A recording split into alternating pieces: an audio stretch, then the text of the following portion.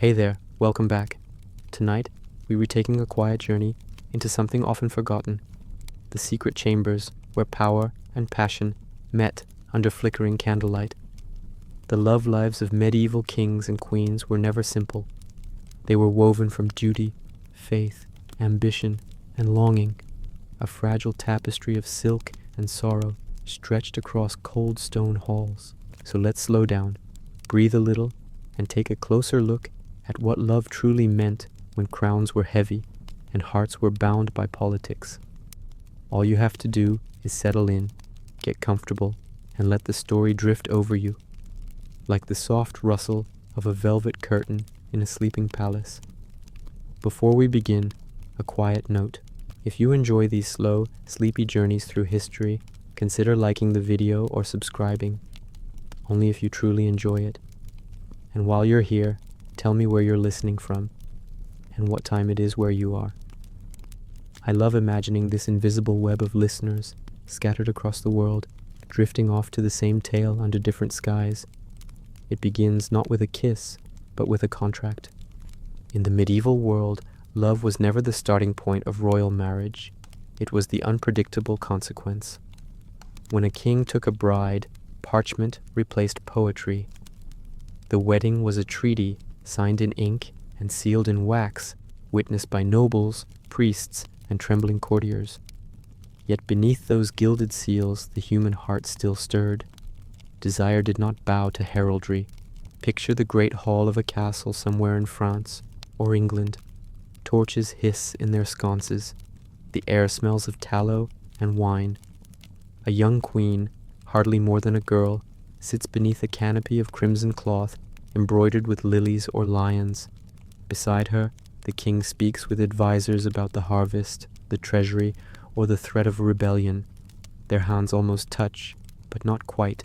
That almost is where medieval love began, in the spaces between duty and hesitation. The idea of romance, as we understand it, was still forming.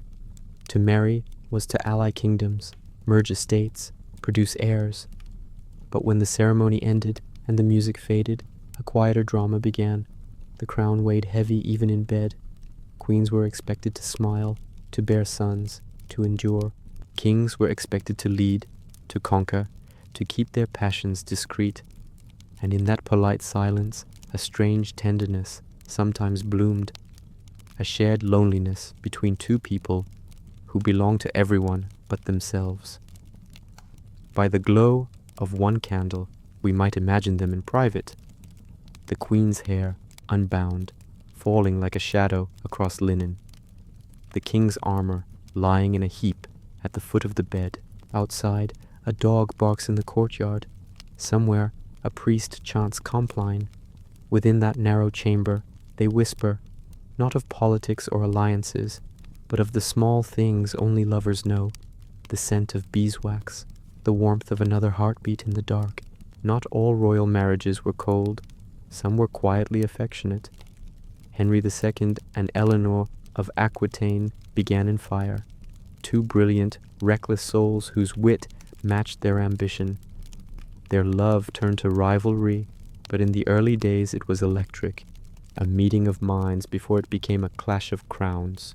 Others, like King Louis IX and Queen Margaret, found holiness in devotion, their tenderness intertwined with prayer. Even amid the machinery of power, emotion could flicker, rare and precious, like gold leaf on parchment. But more often, affection was restrained, hidden beneath ritual. A queen might send her husband a token, a ribbon, a perfumed glove, through a servant, never daring to deliver it herself. A king might compose a verse under another's name. Love had to disguise itself as virtue. Court etiquette was a wall built of silence. Every gesture carried meaning. A glance at a banquet could ignite years of gossip. A misplaced word could become treason. And yet, desire persisted.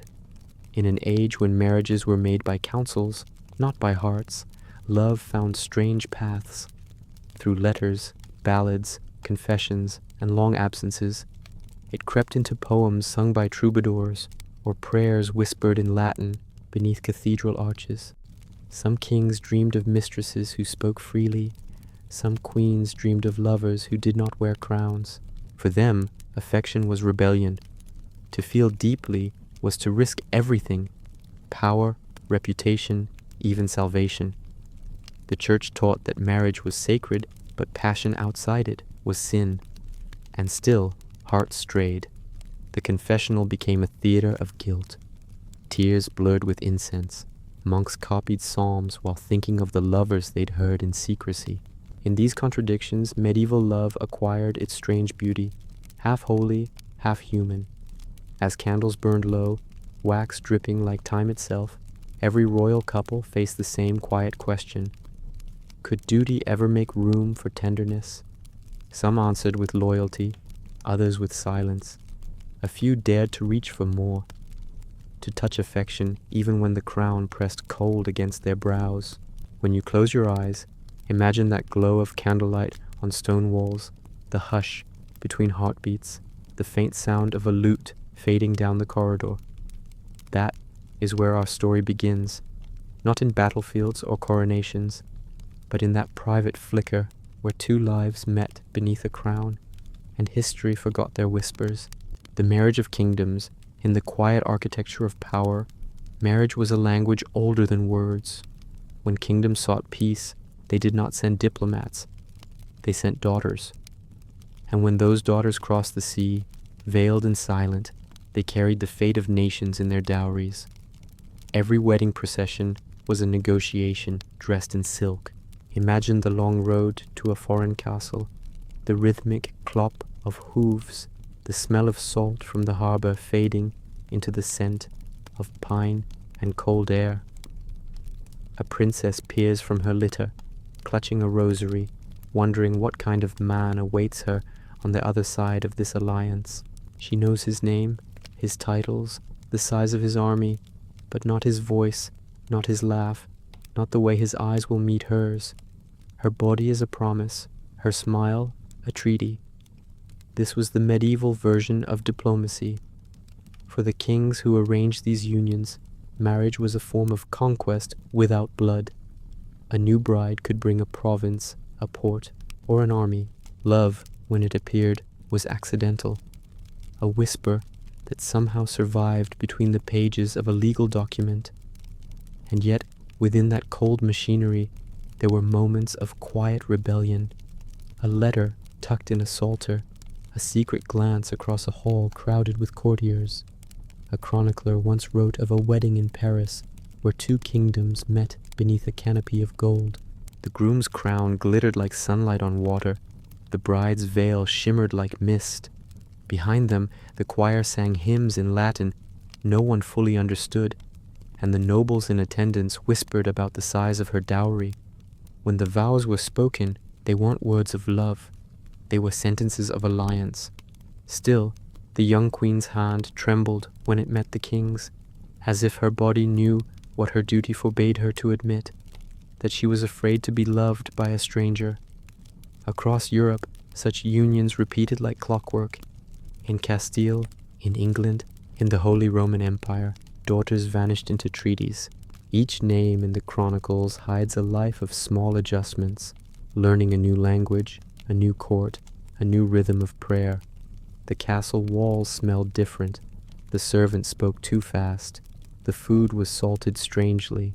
And yet, these women learned to survive through grace, to smile when observed, to cry only in private, to find solace in embroidery, prayer, or the company of other displaced queens. Men, too, were bound by politics. A king's heart was rarely consulted before the wedding bells rang. He might have loved another, or none at all, but his counsel would remind him that affection did not secure borders. A good marriage was one that kept the treasury full and the frontiers quiet. The rest was God's concern, and so he learned to perform devotion as he performed kingship, a gesture of peace between dynasties. Still, the human spirit resisted. When chroniclers recorded royal weddings, they described the feast and jewels, but not the first awkward night in the bedchamber. They could not capture the silence between husband and wife lying side by side like two kingdoms sharing a border, but never a language. And yet, sometimes, against expectation, those silences softened. Some couples, like Philip II of France and Isabella of Hainaut, found affection within obligation, growing tenderness like ivy on stone. Others, like Isabella of France and Edward II, discovered that even a crown could not conceal heartbreak.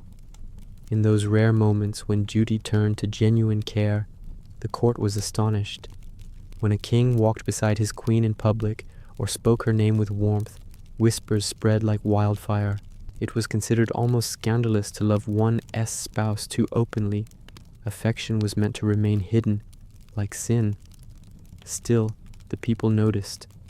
Ballads would speak of a gentle monarch who smiled when his wife entered the hall. For peasants who lived by toil and hunger, the idea of a royal marriage touched by love was as miraculous as rain and drought. Behind every treaty, though, was the shadow of betrayal. Alliances shifted, crowns fell, marriages annulled, by papal decree vanished like smoke. Queens who failed to bear sons were dismissed, exiled, or quietly confined. Kings who found new political advantages remarried, leaving a trail of discarded hearts in their wake. Love, in this world, had no permanence, only negotiation. Yet, amid the cold arithmetic of kingdoms, something tender persisted. A glance across the table, a soft word exchanged before dawn. Perhaps that was all the affection a royal pair could afford, brief, private, unrecorded, and maybe that was why it mattered. The architecture of politics made love improbable, but never impossible. Even within those arranged unions, the heart sometimes rebelled, quietly, stubbornly, like a candle that refused to go out no matter how strong the draft. That flicker of warmth, however small, is what makes their stories endure. For all their crowns, their titles, their treaties, kings and queens were still human, still longing for a touch not demanded, but given freely. And so, when you picture a medieval wedding, don't see the procession or the jeweled crown. See instead the moment after the feast, when the music fades and the hall grows cold. A young queen stands by the window, looking at a moon she shares with no one. Her husband sleeps, his hand resting near hers but not touching. Outside, the banners stir in the wind, symbols of unity fluttering over two hearts that are still learning what it means to belong. In that quiet space between kingdoms, between duty and desire, love waited, patient as history itself. Whispers in the tapestry. Every castle had its secrets. They clung to the draperies, hid in the rushes, and lingered in the scent of perfumed ink. In the hush between bells, when the courtiers retired and the corridors grew long with shadow, love began to move like smoke, unseen, but everywhere. These were not grand romances sung by poets in the square. They were quieter, stranger, stitched into the very fabric of royal life like a thread no one was meant to notice. Imagine a chamber lit by a single lamp. The queen sits at her embroidery frame, her needle glinting like a sliver of moonlight. Every stitch she makes tells a story no one will read. A falcon for freedom, a lily for faith, a vine for the path her heart cannot follow. In the doorway, a servant lingers too long before bowing. Their eyes meet for half a second, enough to turn duty into danger. That is how it began, again and again, across centuries. The language of forbidden love in the medieval world was coded, delicate, and perilous. A glance across the chapel, a verse left inside a psalter, a lock of hair exchanged in secret. Each gesture a confession, because for a queen to love another man, or for a king to be moved by someone unapproved, was not merely a sin, it was treason against heaven and earth alike. Still, the heart is not easily ruled. While treaties were signed in daylight, desire came alive at night.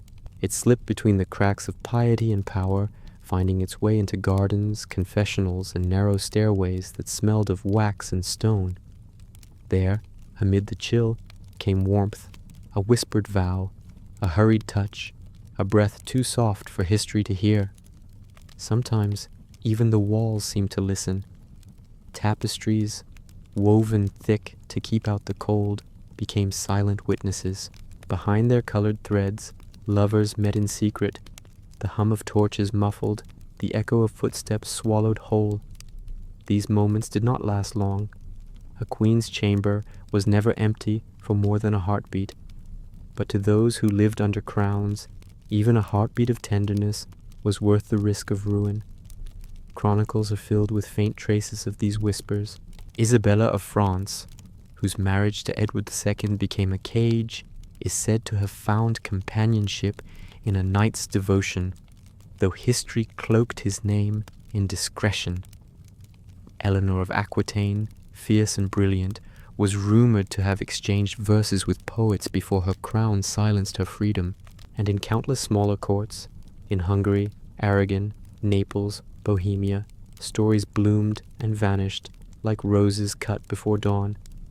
Not all were true, but even lies reveal what the world longed to believe, that kings and queens, despite their armor of ceremony, were capable of yearning.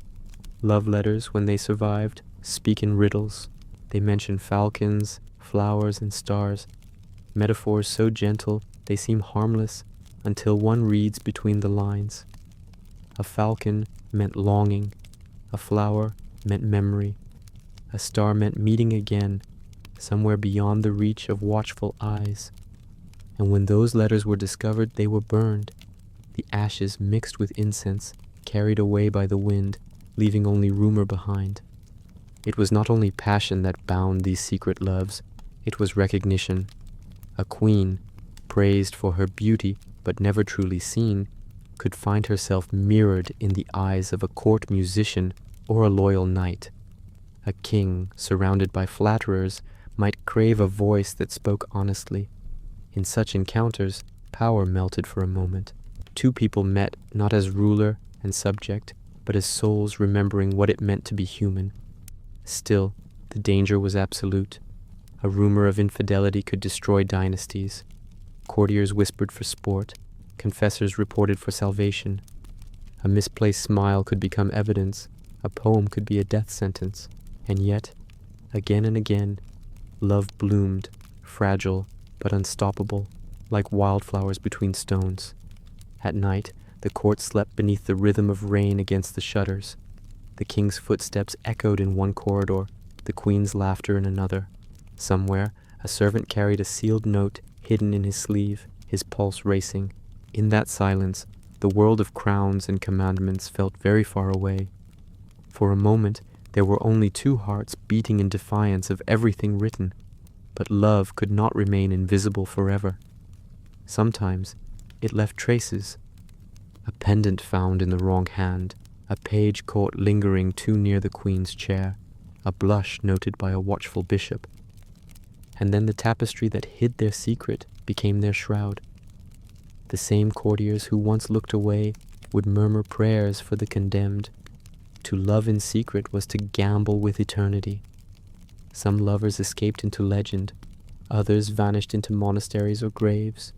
But even in ruin, their whispers endured, not as scandal, but as proof that behind every title, every crown, every sermon about obedience, there was a pulse that refused to be silenced. If you stand in an old hall today, in Windsor, in Fontainebleau, in Krakow, listen closely. You might still hear them, the soft sigh of silk, the flutter of a hidden letter, the echo of a voice that once said, "I love you," where it was forbidden to speak at all. And somewhere, behind a tapestry no one has looked behind in centuries, that whisper still lingers, faint as dust, patient as memory. The Queen's confessor. In the echoing stillness of a cathedral, the human heart could sound louder than any choir. When a queen knelt in the confessional, the air itself seemed to hold its breath. Between her and her confessor stretched a thin wall of carved oak, one side heavy with guilt, the other heavy with forgiveness. But sometimes, across that narrow divide, something far more dangerous than sin began to take root.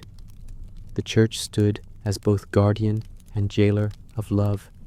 It blessed marriages, condemned adultery, and preached that desire was a test of faith.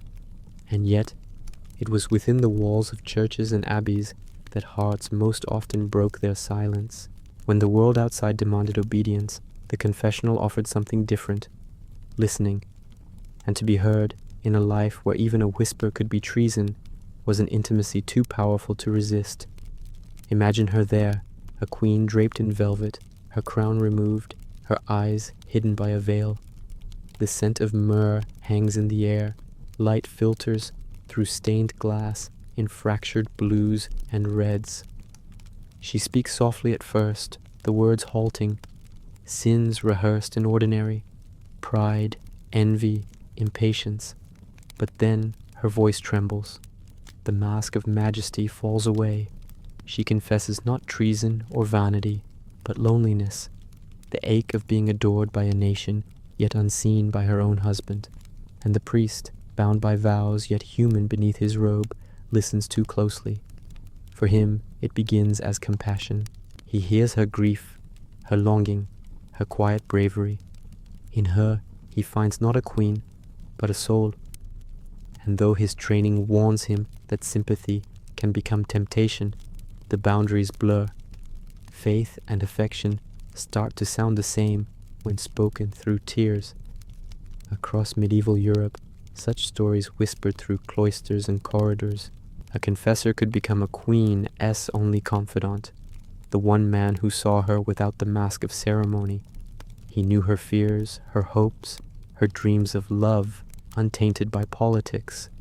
To absolve her sins, he had to understand them, and in understanding, he risked sharing them. Some resisted, others did not. The chroniclers were careful with their ink, but hints remain. Queen Joanna of Naples was said to rely on her confessors more than her counselors. Her enemies claimed their closeness was unholy. Isabella of Castile's spiritual director, a learned friar, guided her soul so fervently that courtiers murmured his name as both saint and rival. And countless others, unnamed, forgotten, shared moments of tenderness that neither heaven nor history could forgive. It was a peculiar form of love, one that never called itself love. It existed in glances through lattice work, in pauses between prayers, in the exchange of a rosary pressed too gently into a hand. Theirs was affection starved of expression, purified, sanctified, and yet undeniably human. In the dim light of confession, emotion became its own prayer, but every confession carried its shadow. For a priest, affection meant damnation. For a queen, discovery meant scandal. And so their bond lived in fragments, a look, a word, a silence stretched too long. They spoke of God, but sometimes they spoke as if to God, voices trembling with awe, not just piety. Outside the church, life continued in its pageantry. The queen dined, the priest preached. No one saw the invisible thread that bound them, a thread woven of empathy, loneliness, and the impossible wish that purity could coexist with love. In their restraint, they became the embodiment of medieval contradiction, holiness, yearning for warmth. Sometimes, confession was the only place a royal woman could tell the truth. Behind that screen, she could speak of her marriage without fear, of her desires without shame. The confessor became both mirror and shield. He knew her humanity when others saw only her crown. And perhaps, for a few heartbeats, she believed that God himself was listening through him. But sin has a way of finding language, even when none is spoken. A nervous glance during Mass, a letter written in too careful Latin, a rumor whispered by a jealous courtier. All could destroy them. When such scandals reached the church, punishment was swift and merciless.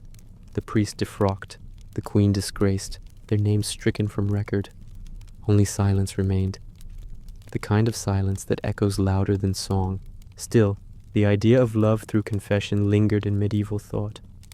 Mystics like Hildegard of Bingen wrote of divine ecstasy that blurred the line between spiritual and physical union. The language of passion and prayer intertwined, making it hard to tell whether the soul longed for God or for another soul. For those who lived too tightly bound by law, faith became a safe disguise for affection. Picture it one last time. A dark confessional, the faint light of a candle behind the priest's shoulder. Her breath trembles as she speaks. His fingers tighten around the cross he wears. Outside, the bells begin to toll, calling the city to vespers. The sound is distant, unreal, the world beyond their moment. And when she whispers her final word, not of sin, but of sorrow, he gives absolution, his voice barely steady. Neither speaks of love, but both know it has already been confessed. The corridors are quieter now, and the candles burn lower. We move from chapel and council into the narrow space where duty lies down beside desire. The bedchamber in winter. The cold taught its own etiquette. In stone, keeps, and timbered palaces, winter seeped through arrow slits and under doors, gathering in the joints of the floorboards and the ribs of the sleepers. Breath smoked in the air like prayer. Carpets and rushes softened the bite, but draught found every seam. Servants came ahead with braziers and bed-warming pans, the brass hissing as they slid it between linen sheets, tracing small circles of heat that faded almost as soon as the pan withdrew. A valet laid furs, miniver, squirrel, ermine, and drew the curtains of the bed S-tester tight to make a tent against the wind. Beyond the heavy folds, the castle hummed in a muffled way, a late clatter of trenchers, a far-off cough, the tired creak of a stair. Beds were kingdoms of their own. A royal great bed could hold a lifetime. Carved oak posts, embroidered testers with heraldic beasts, sheets bleached to an almost moonlit pallor. Feather beds were prized in courts that could afford them. Elsewhere, straw-stuffed mattresses were smoothed with a bedstaff each night, the stick thumping dully as the servant tamped lumps into obedience. The linen smelled of soapwort and sometimes lavender. In northern courts, they kept sachets of juniper and rosemary to sweeten the air. Still, winter entered like an uninvited counselor. Cool, corrective, inevitable. In such rooms, marriage rehearsed its ritual. There were nights of ceremony, the bedding, when witnesses escorted the couple, prayers were spoken, and laughter deliberately clumsy tried to make the awkward task a public certainty. A ring of faces, a rustle of brocade, a curtain drawn, and then a silence that belonged to no one but the two behind it. After that came the long season of private nights. Duty charted those evenings like a liturgical calendar, times when the church forbade union, Lent, Advent, certain feasts, and fasts, and times when physicians encouraged it for the sake of heirs. Even warmth obeyed law. The body was read through humors and stars. A learned physician might murmur about cold and dry temperaments, about balancing melancholy with spices and warm wine. Cups of hippocras glowed in the lamplight. Ginger, cinnamon, and clove promised heat the hearth could not keep. A little musk on the pulse, a little civet on the linen. Scents thought to stir the blood. Queenly hands, careful with bracelets, might lift a silver pomander and breathe in a garden that could not survive the snow. Outside, frost whitened the courtyard stones like powdered bone, yet affection did not always cross the mattress. Rank arranged bodies as surely as politics arranged borders.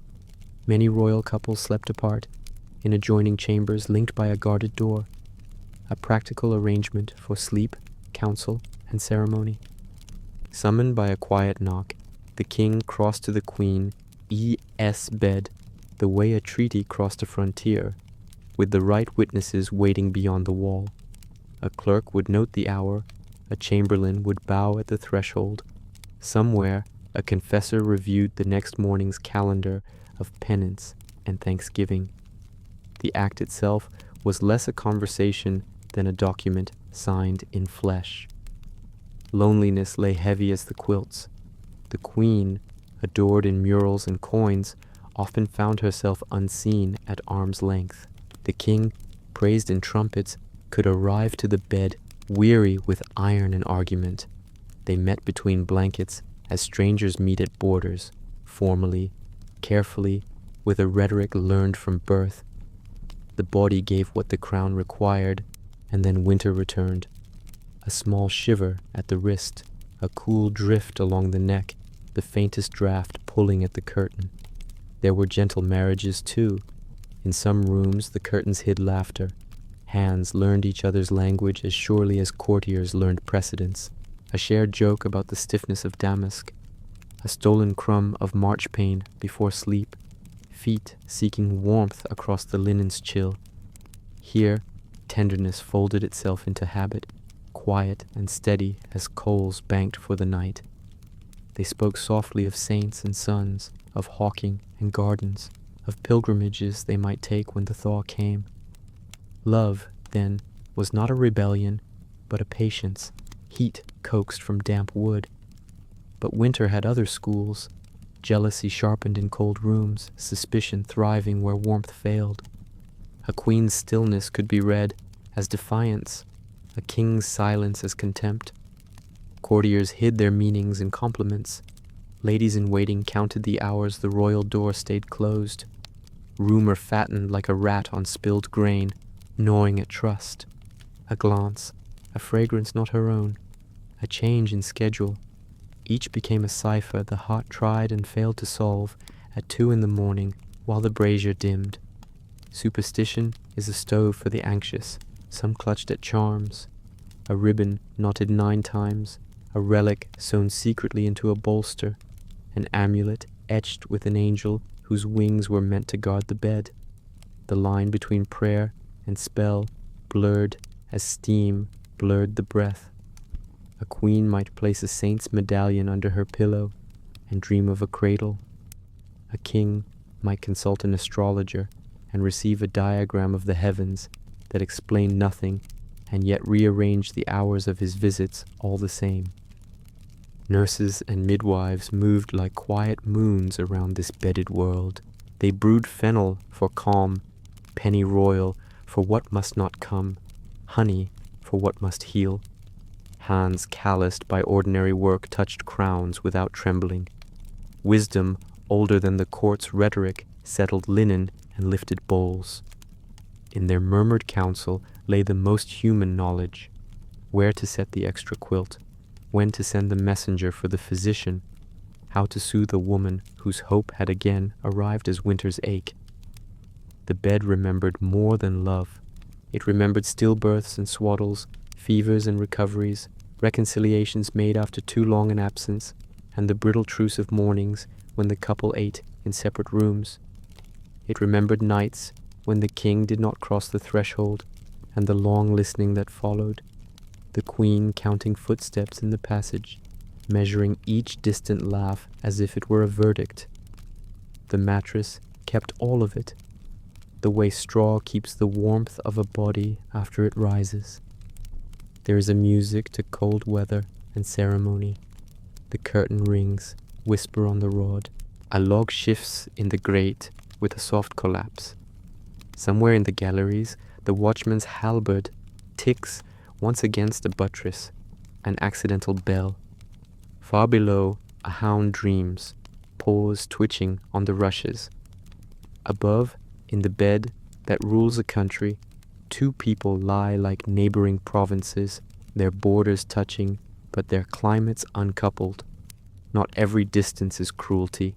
Sometimes it is fear of failing, of gossip, of God. The queen curls toward the heat her own body gives off.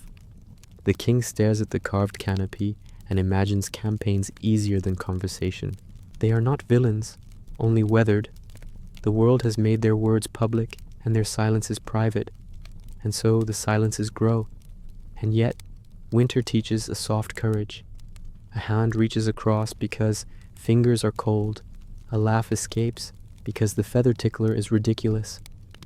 A story drifts back from childhood because the storm rattles the shutters. like the noises of a remembered town.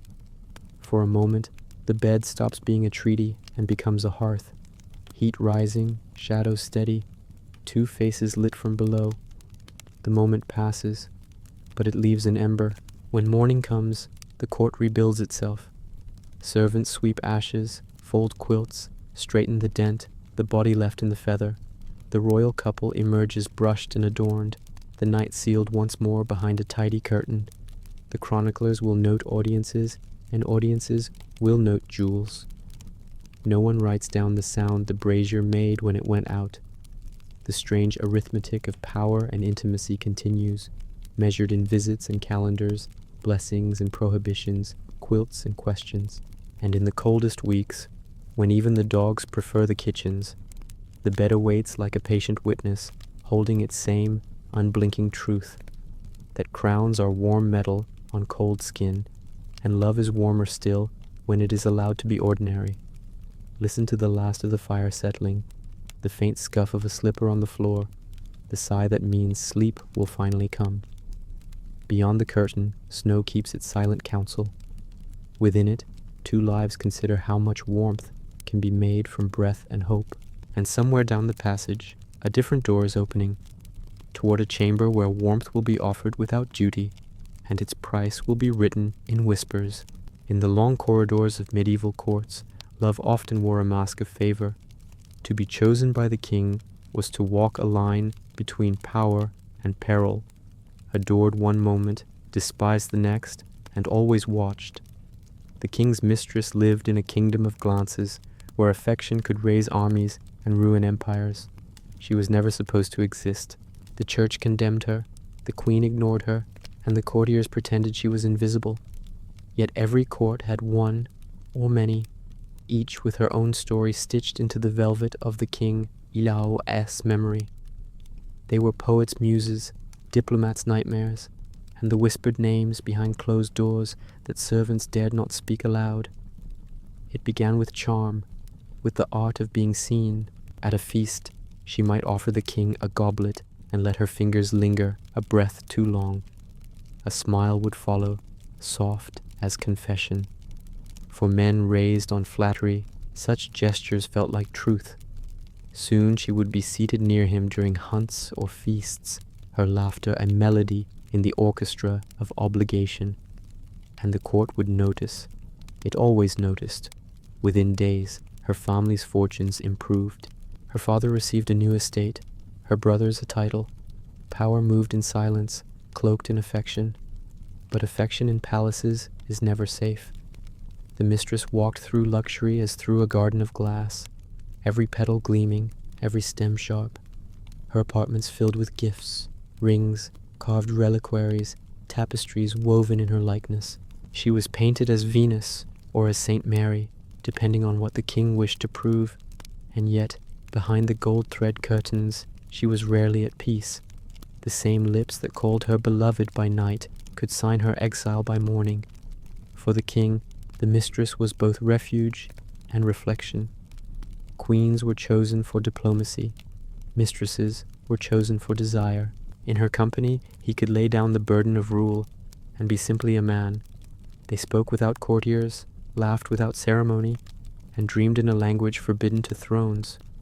She listened when others advised. She understood that comfort, whispered at the right hour, could weigh more than law. Sometimes she even governed, invisibly, through the softness of her voice. But the court was a jealous creature. Ladies whispered prayers with sharpened tongues. Nobles smiled while sending letters to the queen's relatives. Each gift from the king became evidence of sin. Each smile between them a sermon against decadence. And when the queen walked into the hall, silence would fall like frost. The great irony was that many queens tolerated the arrangement because they had no choice. A mistress meant a calmer husband, a stable court, and fewer quarrels in public. So long as she stayed discreet, the kingdom stayed quiet. But discretion was never perfect. Love, even in secret, leaves traces, a scent on a cloak, a note folded into a psalter, a blush that outlives denial, Some mistresses became legends. Agnes Sorel, the beloved of Charles VII of France, wore pearls against her skin and was called La Belle des Belles, the beauty of beauties. Her influence shaped policies, even armies. When she died suddenly, rumor said poison, others said heartbreak.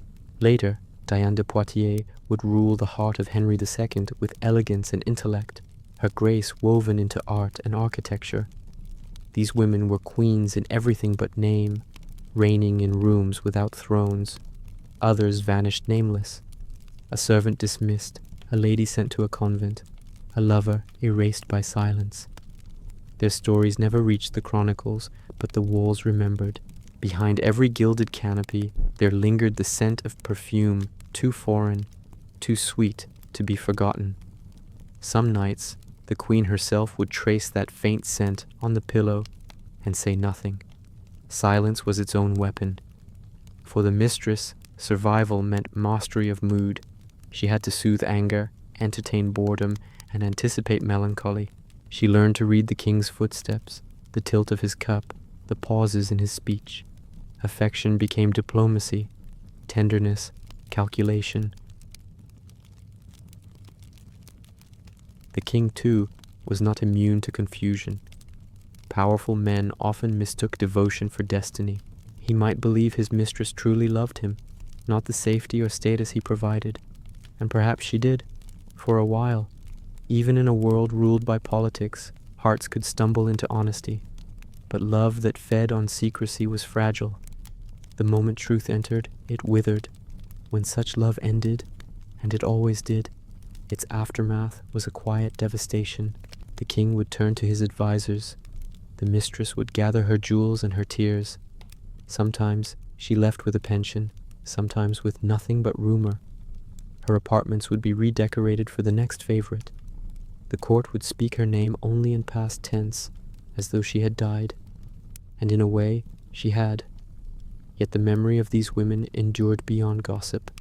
Painters immortalized their faces. Poets disguised them as allegories of spring or wisdom. And centuries later, historians still pause at their names, half condemning, half enchanted. They remind us that even in the most rigid hierarchies, love refused to obey. When night fell and the king retired, 2 doors waited, one to the queen's chamber, one to another's. The choice between them was not merely lust, it was escape. To the queen, he owed the realm. To the mistress, he owed himself. Neither choice brought peace, only different kinds of loneliness. In the end, the mistress was both mirror and muse, reflecting the humanity a crown could never hide. Through her, we glimpse the king not as a ruler, but as a man trying, however clumsily, to feel something ungoverned. Her love was the shadow of his power, inseparable, fleeting, and unforgettable. And when her footsteps finally faded from the palace floor, the echo remained, like perfume after a storm, sweet and strange, refusing to vanish completely. Letters across battlefields. War and love were old companions. When kings rode to battle, they left behind more than their courts. They left behind their hearts. And in the long silences between campaigns, love had to learn the language of distance. Letters became the only bridge between the bedchamber and the battlefield. Picture a winter morning, mist rising from the moat, horses stamping in the frost. A king mounts his charger, armor gleaming, banners snapping in the wind. Behind him stands a queen at the castle gate, her cloak drawn close. She does not cry. Queens do not cry before armies. But when the riders vanish into the fog, she returns to her chamber and begins to write. The sound of a quill on parchment, soft, deliberate, almost shy, was the heartbeat of separation. Her words are careful. She speaks of prayers for victory, of candles burning in the chapel, of the children asking when he will come home. But, between the lines, another message hums, a language only lovers know. I pray for your safety, she writes, but what she means is, I cannot sleep without you. She signs her name with grace, sprinkles the page with a pinch of powdered rose, and seals it with wax impressed by her ring. The letter leaves the castle in the pocket of a messenger, its scent clinging to his cloak like hope. Days, weeks, months pass. Sometimes the king receives it in a tent lit by oil lamps, the wind groaning through the canvas. He reads by the light of a single candle, his gauntlet still dusty from the march. In her handwriting, he sees the shape of home, the soft curve of each letter like the memory of her hand. He folds the parchment, presses it to his lips, and for a heartbeat the camp seems quiet. Then the trumpet calls, and the world becomes iron again. Medieval war was a season that devoured affection. Campaigns lasted years. Men returned older, scarred, or not at all. But through all of it, letters traveled, by courier, by monk, by merchant, across frozen passes and hostile seas. They carried more than ink. They carried breath, scent, fragments of touch. Some were lost to rain or theft. Some were found decades later, pressed between chronicles like forgotten petals. For queens, writing became survival. With their husbands gone, they ruled in their stead, signing decrees, hearing petitions, and praying that each dawn would not bring a messenger with bad news. Every letter that arrived alive was proof of continued existence. Sometimes she read them aloud to herself, voice trembling, as if to conjure his presence in the empty room. Kings too wrote, though their words were fewer. Between orders to generals and letters to bishops, a short message might appear. To my beloved wife, God keep you. The simplicity carried weight. Men taught to command could not always confess, but they could imply. A small token enclosed, a pressed herb, a ribbon, a coin, said what politics would not let them say. But not all letters were faithful. Some carried lies meant to soothe, written while another face lay beside the candlelight. Others bore rumors homeward, of new mistresses, of captured cities, of debts unpaid. Love at distance bred imagination, and imagination could be cruel. A queen might reread a line until it hurt, wondering whether the words meant comfort or apology.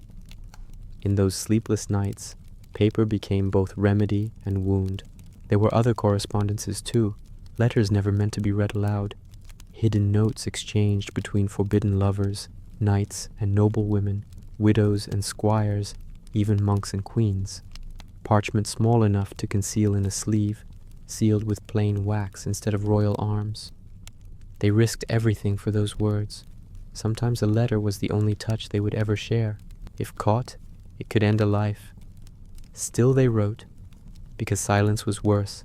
Scribes, of course, knew the truth. They copied declarations and royal decrees by day, but at night they glimpsed the human ache behind them. They smelled perfume on pages that should have smelled only of ink. They saw trembling signatures where steadiness was expected. In their steady hands, empires communicated love under the guise of governance. The battlefield itself offered strange poetry. Amid mud and iron, kings kept tiny relics of affection, a lock of hair in a silver locket, a ribbon tied around the hilt of a sword. When arrows darkened the sky, some men kissed these tokens before the charge. Others tucked them into their armor, believing love could deflect steel. And sometimes it did. Not the blade, but despair. Letters reminded them why to live. A king might lift his eyes from strategy and remember that beyond this field of banners and smoke, someone waited with a lamp burning in the window. That thought, small as it was, steadied his hand more than any sermon. When peace finally came, if it came, reunion was both joy and uncertainty. Years apart had changed them. The king returned with stories he could not tell. The queen had learned the patience of stone. They met again as strangers who shared a history. The first night back, she might reach for his hand and find it rougher, colder. He might look at her and see both the woman he married and the one she had become without him. And between them, 1,000 unspoken letters fluttered like ghosts.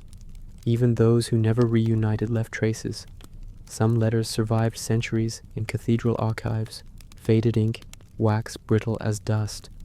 Reading them now, one hears the rhythm of absence, the hum of devotion stretched across distance. Their grammar is formal, their spelling uneven, but their meaning is clear. Love, however constrained by rank and distance, still found ways to speak. When you think of medieval love, think not of feasts or jewels, but of parchment. Think of a hand trembling in candlelight, writing a name it dares not say aloud. Think of a letter traveling for weeks through snow and rain, carrying a heartbeat folded inside. And think of its arrival, a queen's gasp, a king's quiet smile, proof that, even amid war, tenderness refused to die. The queen who wouldn't obey.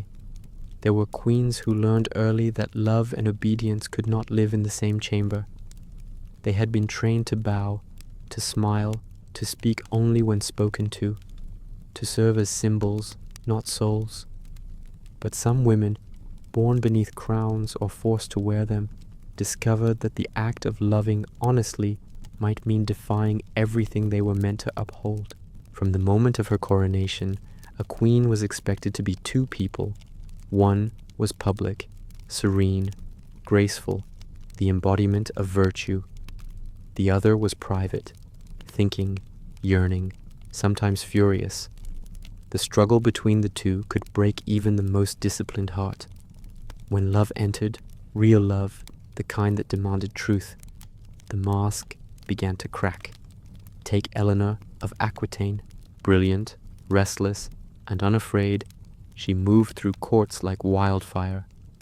Married first to Louis VII of France, she found herself trapped with a man more monk than monarch. He prayed for her soul while she prayed for adventure. On their pilgrimage to the Holy Land, the distance between them grew wider than the desert they crossed. When the marriage ended, she remarried to Henry of Anjou, who would become Henry II of England. With him, she found the storm she had longed for.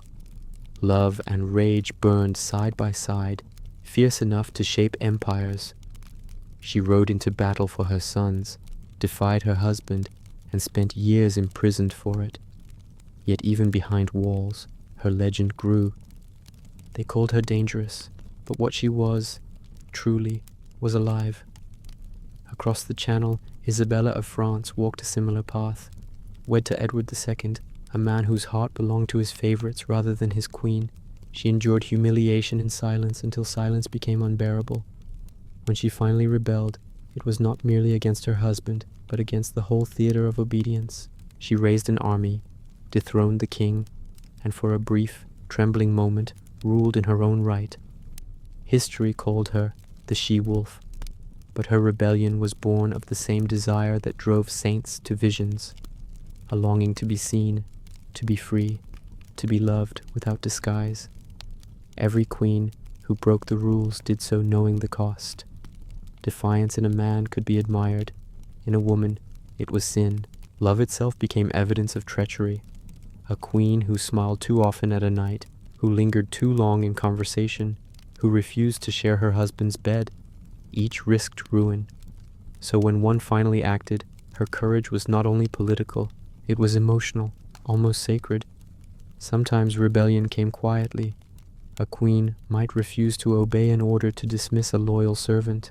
She might fund a convent that sheltered women cast out by others. She might write letters in her own hand when her scribes were forbidden to. Small acts, yes, but in the machinery of monarchy, even a whisper could jam the gears. And sometimes rebellion took the form of love itself. Imagine a queen walking in the castle garden, the winter air heavy with smoke from the hearths. She sees a soldier, or a poet, or perhaps a priest, someone who speaks to her not as a queen, but as a person. She listens, she smiles, and something within her awakens. She knows it must end before it begins, yet the knowing does nothing to stop the pulse beneath her ribs. For the first time in years she feels the weight of her crown, and the wish to take it off, just once, for someone who would hold her, not for what she represents, but for who she is. But such love was a rebellion the world could not forgive. A king might stray and be pitied. A queen who strayed was damned. Her lovers, if caught, met the executioner's axe. Her own punishment was slower: exile, imprisonment, erasure. Their names were whispered afterward like curses or charms, depending on who told the story. And yet, even as the church thundered against them, people admired these women in secret. Commoners saw in them a courage that mirrored their own unspoken struggles. Bards sang songs that disguised their names, turning scandal into legend. In taverns and spinning rooms, women spoke softly of queens who had dared to want something beyond duty. Love, it seemed, could be contagious, even when outlawed. Some queens wielded defiance like a weapon, others like a prayer. They refused to be ghosts in their own lives. They wrote poetry, sponsored troubadours, and filled their courts with the sounds of music and debate. Through art, they reclaimed the right to feel, and through feeling, they reminded everyone that even the most gilded cage is still a prison. In the centuries that followed, chroniclers tried to tame their stories, turning their passions into parables about pride. But the edges of truth remain visible. In the letters of Eleanor, you can still sense the laughter between the lines. In Isabella's decrees, the trace of a woman who refused to vanish. In every tapestry where a queen holds a falcon or a flower, there lingers the secret language of rebellion, love disguised as grace. So when you think of these queens, these women who would not obey, do not see villains or saints. See the human beneath the crown, the heartbeat beneath the velvet. See a woman who stood at the crossroads between history and desire, and chose, for once, to be herself. Even when the world called her dangerous, she remained her own. And in the silence of her chamber, after the courtiers had gone and the torches burned low, she would look at her reflection, the gold crown on the table beside her, and whisper, not in pride, but in peace, I am still here, heirs and heartbreak. In the great machinery of monarchy, love was often measured not in tenderness, but in lineage. For kings and queens, affection could be tolerated, even admired, but duty demanded children. A crown was not secure until an heir was born, and so the bedchamber became a battlefield of another kind, quieter, lonelier, and no less cruel. From the moment a queen was crowned, her body was no longer her own. It belonged to the future. Her every month, her every silence, her every sigh was watched. Servants counted days, priests offered blessings, and physicians brewed tonics of honey, saffron, and rue. Her belly became prophecy, her womb a matter of state. When an heir came quickly, the kingdom rejoiced. Church bells rang for days. Gifts poured in, gold, spices, falcons, fine cloth. Chroniclers dipped their quills in celebration. But if the cradle stayed empty, the tone of history changed. The same courtiers who once praised her beauty began to murmur about sin, weakness, or divine disfavor. A queen's worth, once written in jewels, was rewritten in silence. Imagine the pressure of such expectation, the cold eyes of bishops, the polite impatience of nobles, the quiet withdrawal of a husband who begins to look elsewhere for the continuation of his blood. In that suffocating atmosphere, love could not thrive. It was replaced by duty, then by fear, and finally by a hollow ache that neither prayer nor pleasure could cure. Some queens endured this with grace. Catherine of Aragon, faithful, devout, and endlessly patient, watched her body betray her again and again. Still she prayed, still she smiled, still she called herself blessed. But the king she loved, Henry VIII, grew restless. When her womb failed to give him a living son, he sought another, and another after that. Her heartbreak became the foundation of a new religion, her quiet dignity its first casualty. All she had done was love and hope and wait. The irony was cruel. Kings could fill the world with bastards, and be praised for virility. Queens, bound by holiness, had no such freedom. Their loyalty became their cage. Even those who bore children lived with fear, for infants were fragile and mortality was always near. A single fever could undo years of prayer. In royal nurseries, candles burned at all hours, warding off more than darkness. Nurses whispered charms, midwives crossed themselves, and every breath of a newborn was treated like treasure. The king would visit, perhaps once, perhaps often, to look upon his continuation, his legacy wrapped in linen. He would smile with relief, but not affection. His gaze saw dynasty, not child. And when he left, the queen would cradle the tiny heartbeat he'd forgotten to hear. Some royal marriages found tenderness through this shared ordeal. The long hours of waiting softened resentment. When loss came, as it often did, the couple might grieve together in a way politics could not script. For a moment, they became husband and wife rather than king and queen. In that grief, love breathed again, fragile and human. But in other courts, tragedy hardened into division. A stillborn child became accusation, a miscarriage, a rumor. Each failure carried the weight of divine judgment, and the queen's name darkened like smoke. Physicians whispered of humors, of curses, of stars misaligned. Some advised pilgrimages, others suggested potions or relics. Few dared to say the truth, that even power could not command life. Behind closed doors, the rituals of hope repeated endlessly. Prayers to Saint Margaret, candles to the Virgin, gifts to monasteries. Every new pregnancy felt like a dawn, every loss like winter. The queen's body became a calendar of despair, each month a measure of faith. And yet she endured, because to stop hoping was to stop existing. Kings, too, were haunted by heirs and heartbreak. They were raised to believe their bloodline was destiny.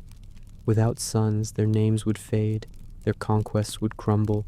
So they watched their wives not as partners, but as vessels of survival. Some grew cruel, others merely distant. The throne isolated them both, the giver and the receiver of legacy. Still, amidst this relentless pressure, small mercies flickered. A husband sitting beside his wife during a difficult birth, whispering psalms while the midwives worked. A queen refusing to blame herself when the infant was stillborn, choosing instead to light a candle for every child lost to time. A monarch, rare but real, who loved his daughters despite what ministers demanded. These moments, quiet and fleeting, are the only ones that sound like grace.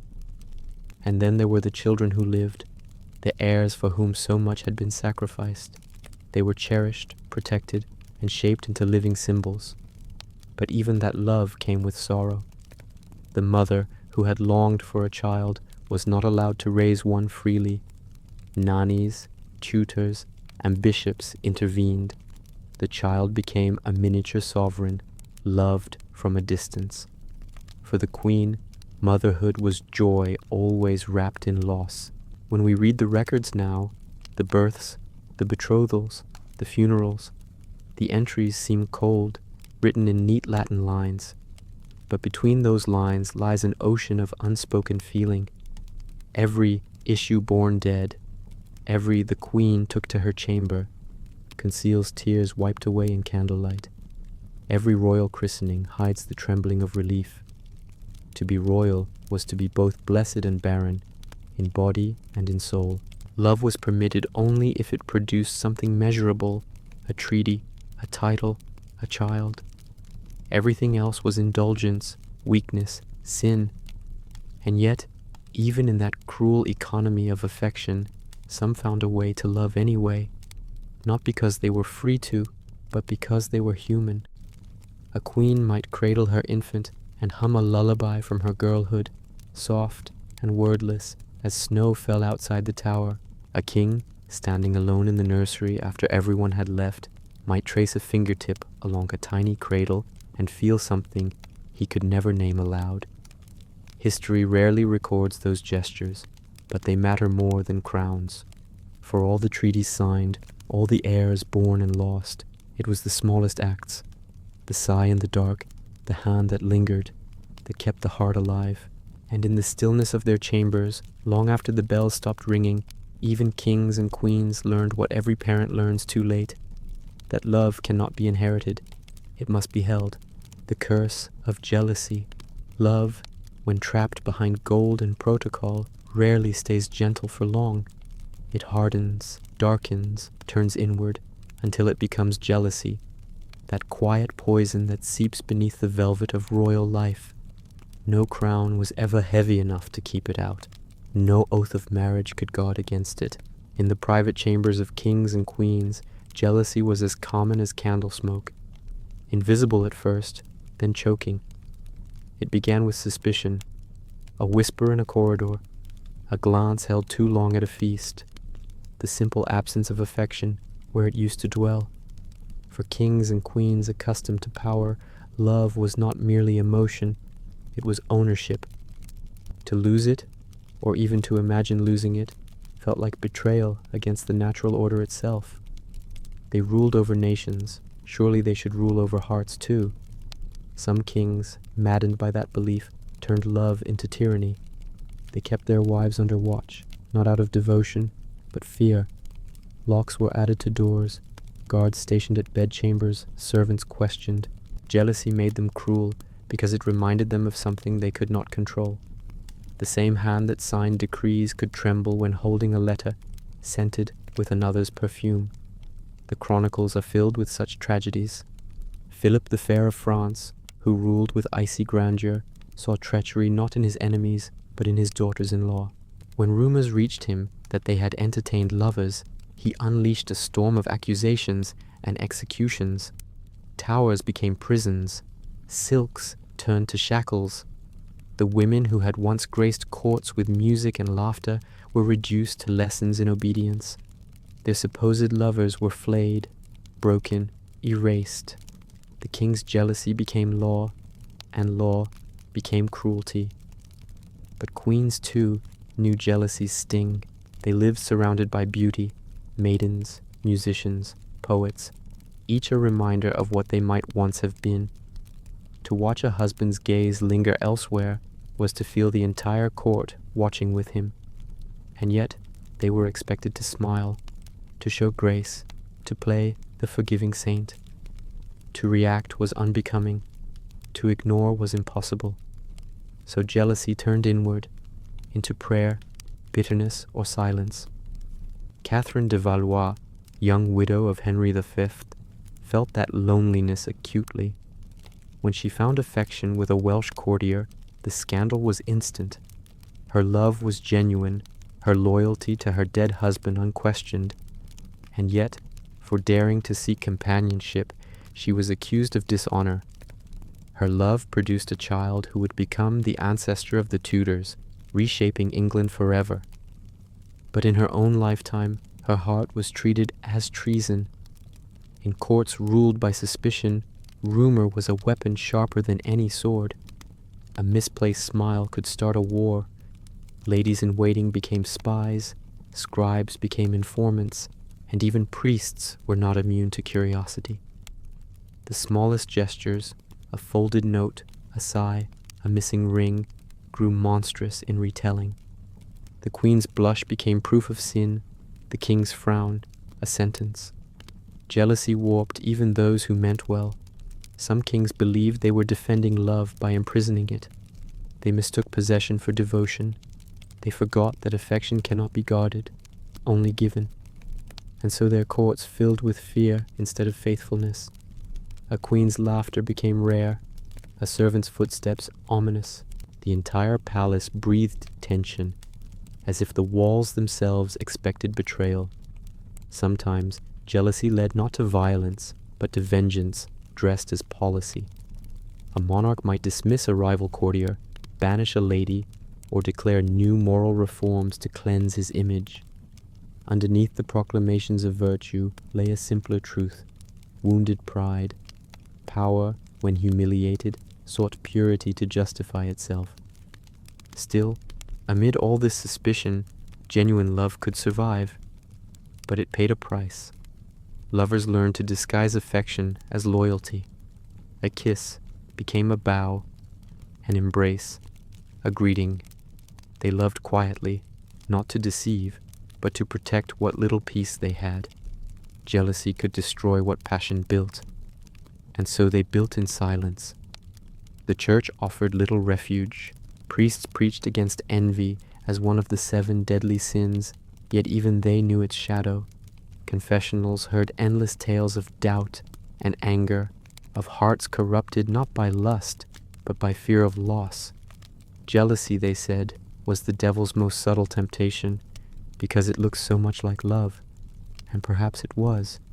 Jealousy was the dark twin of devotion, the same fire, starved of air. It burned hotter the more it was denied.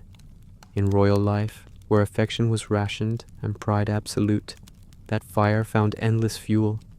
Still, history remembers the moments when jealousy turned tragic most of all.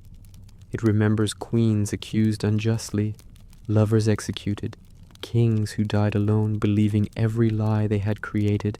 But hidden between those records is a quieter lesson, that even the greatest among us are powerless against the storm within their own hearts. Picture a queen at her window, the moon pale against her reflection. She watches her husband ride through the gate below, his torchlight flickering in another woman's eyes.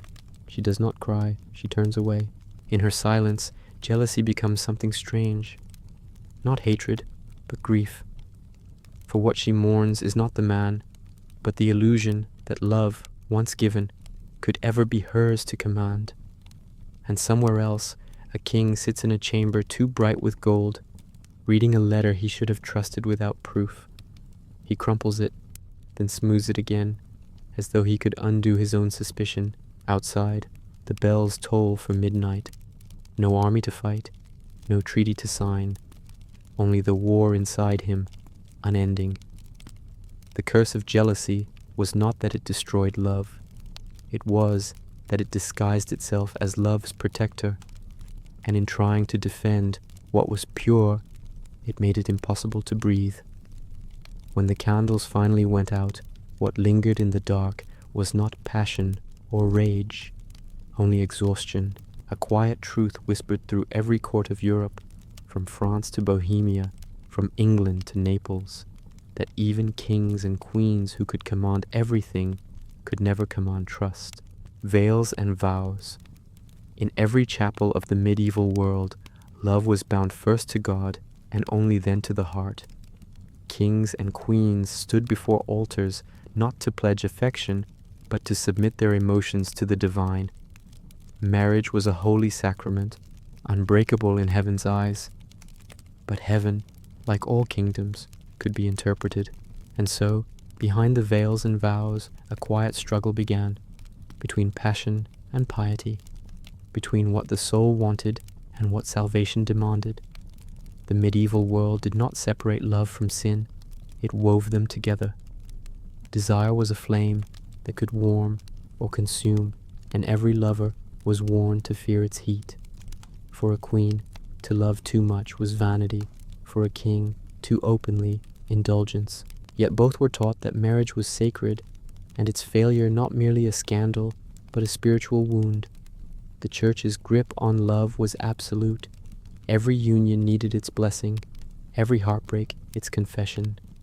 Picture the wedding of a royal pair, the air thick with incense, the choir's voices rising like smoke through high stone arches, the bride veiled in silk, her face a mystery even to the man beside her. A priest stands between them, reciting Latin words older than memory. What God has joined, let no man put asunder. The phrase echoes through the chapel like a warning. When they turn to leave, husband and wife are not merely bound by law. They are sealed in eternity, for better or for worse. But eternity can be long when affection fades. In palaces built of marble and duty, not every vow survived the years. When love withered, when indifference grew, there was no simple escape. Divorce was heresy, annulment, a maze of scripture and bribery.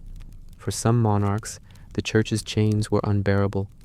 Kings petitioned popes, pleading that their marriages had been cursed or false, that their wives were barren, that heaven itself demanded release. Popes listened, sometimes with mercy, more often with politics. Every annulment was a chess move on the board of Christendom. Henry VIII's defiance is the most famous, but he was far from the first. Long before his quarrel with Rome, rulers across Europe had tested the edges of divine law. Philip of France sought to cast off Ingeborg of Denmark. Lothair of Lorraine abandoned his wife for another. Alfonso of Castile bargained with bishops for forgiveness. Each case dragged faith and passion into open court. Priests debated as if love were a theological theorem, measured not by hearts, but by canon law. Queens bore the heaviest burden. To refuse their husbands' demands was to defy both God and king. To obey meant erasing themselves. When they were dismissed, they carried their vows like invisible chains, faithful to marriages that no longer existed. Some found solace in prayer, others in bitterness, a few in peace. Their veils became symbols of endurance, not purity.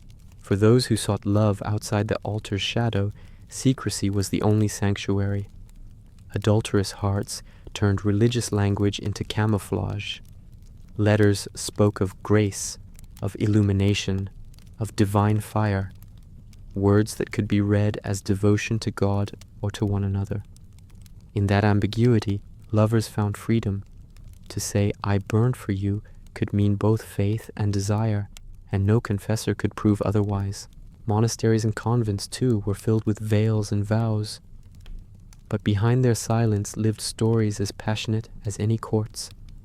There were nuns who fell in love with their confessors, monks who wrote poetry to unseen muses, abbesses who ruled their cloisters with a wisdom born of broken hearts. They called it spiritual friendship, a phrase gentle enough to hide fire. To love God, they said, was to love his creation, and so, by loving one another, they sinned and sanctified in the same breath. Imagine a young nun, writing by candlelight, her ink faint and trembling. She writes to the man who brought her into faith, not as priest, but as presence. She thanks him for his guidance, for his patience, for his kindness, every line an act of surrender. She signs not with her name, but with a prayer. When the letter is found, it will be read aloud in scandalized whispers, but for now it is pure as longing can be. Royal marriages mirrored these smaller tragedies. A king might kneel in chapel, confessing sins he planned to repeat by nightfall. A queen might light candles for a husband who shared her bed, but not her heart. Together they prayed, together they pretended, each asking God to forgive what neither could fix. It was a theater of holiness, and the audience was heaven. Still, within that endless performance, moments of genuine faith flickered. Some couples prayed together, and in doing so, found affection again. They held hands not as monarchs, but as pilgrims lost in the same maze. They learned to forgive, if not to forget. Their love, reshaped by repentance, became something quieter, less a fire than an ember that glowed through years of disappointment.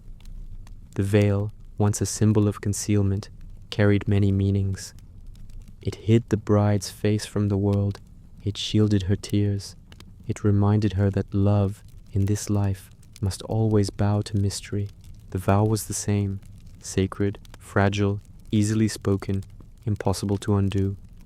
Together, veil and vow formed the boundaries of medieval love, beautiful, binding, and often broken. And yet, even in the strictest faith, there was mercy.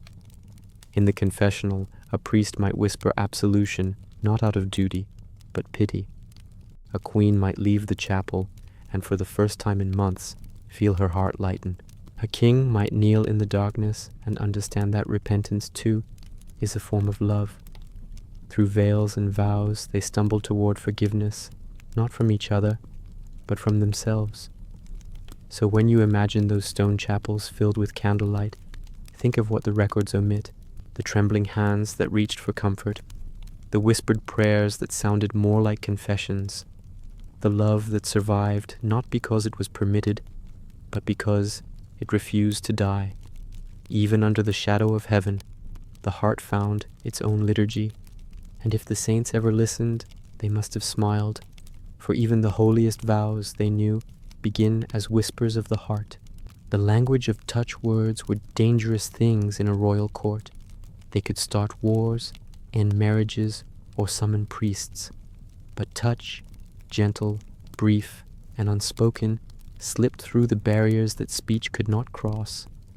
In a world ruled by oaths and fear, it became its own language, soft as breath and twice as honest. To understand the love lives of medieval kings and queens, one must learn this language of skin and silence. Touch was not simple then. It was ceremony, ritual, symbol. Every gesture carried meaning. The way a hand rested on another's sleeve, the brush of fingers when a goblet was passed, the tilt of a chin in greeting. Courtiers were trained to notice everything, and so affection had to live in the smallest spaces, the distance between gestures, the pause before contact, the echo of warmth that lingered after. For the royal heart, even proximity was power. To touch the king was a privilege granted to few, his queen, his physician, his confessor, his armorers. Each touch declared rank and purpose, and yet, behind those formal gestures, another world unfolded, one where hands hesitated not from reverence, but from yearning. A queen might rest her palm upon her husband's gauntlet as he prepared for war, her thumb tracing the pattern of the engraved metal. He would not look at her. It was not their custom. But for that single moment, the weight of kingdoms lifted, and they were only man and woman. Outside marriage, the language grew more complex. A knight kneeling before his queen in the hall might kiss the hem of her gown, his lips brushing the fabric just long enough to feel its warmth. A lady presenting a flower could let her fingertips graze a wrist, fleeting, electric, hidden in grace. It was all performance, and yet, behind the choreography, something real stirred. Love could not speak aloud, but it could tremble. At feasts and pageants, touch became theater. When music played, couples danced under torchlight, their steps measured by propriety, their bodies by longing. The slightest misstep, a hand placed too high, a gaze held too long, could send ripples through the hall. And still, they risked it. To touch was to exist, to be acknowledged as more than a name in a genealogy. In that single brush of fingers lay rebellion against centuries of silence. Kings, who could command armies, were often helpless before such subtleties. A single caress could unmake their composure. Chroniclers tell of monarchs distracted in council after receiving a ring, a ribbon, or even a handkerchief that smelled faintly of lavender. The object itself mattered little. What mattered was that someone had touched it first, and that the warmth still clung to it. For men trained to see possession as proof, the notion of touch as gift was both foreign and intoxicating. Queens, too, understood its power. They lived in a world where speech was controlled, but presence was free. They learned to communicate through contact, the tilt of a shoulder, the light pressure of a palm on a servant's hand. Some used it to comfort, others to command, a few to love. A gesture could offer forgiveness, promise secrecy, or warn of danger. It could say, "Stay," "Go," or "I remember," all without a single word. The church watched with unease. It taught that touch was the doorway to sin, that purity required distance. Yet even in monasteries, hands clasped in prayer betrayed human need. Medieval theologians debated endlessly about the body. Was it divine or damned, sacred or shameful? But for those who lived within it, the question was simpler. The body remembered what the mind denied. Touch was also a language of grief. When a child died, when a king returned from war, when a lover was lost to rumor, the body spoke first. Arms folded another close before the brain could forbid it. Hands trembled over a coffin, brushing linen one last time, Queens clung to nurses, kings to relics. They touched to prove that something still existed, that warmth had not yet left the world. Even enemies understood the power of contact. When treaties were signed, when truces were sworn, kings clasped hands. That single gesture meant more than any document, because it was a promise made in flesh, not ink. And when those hands trembled, so too did empires. But it was in private, in the dim half-light of the bedchamber, that touch became language in its purest form.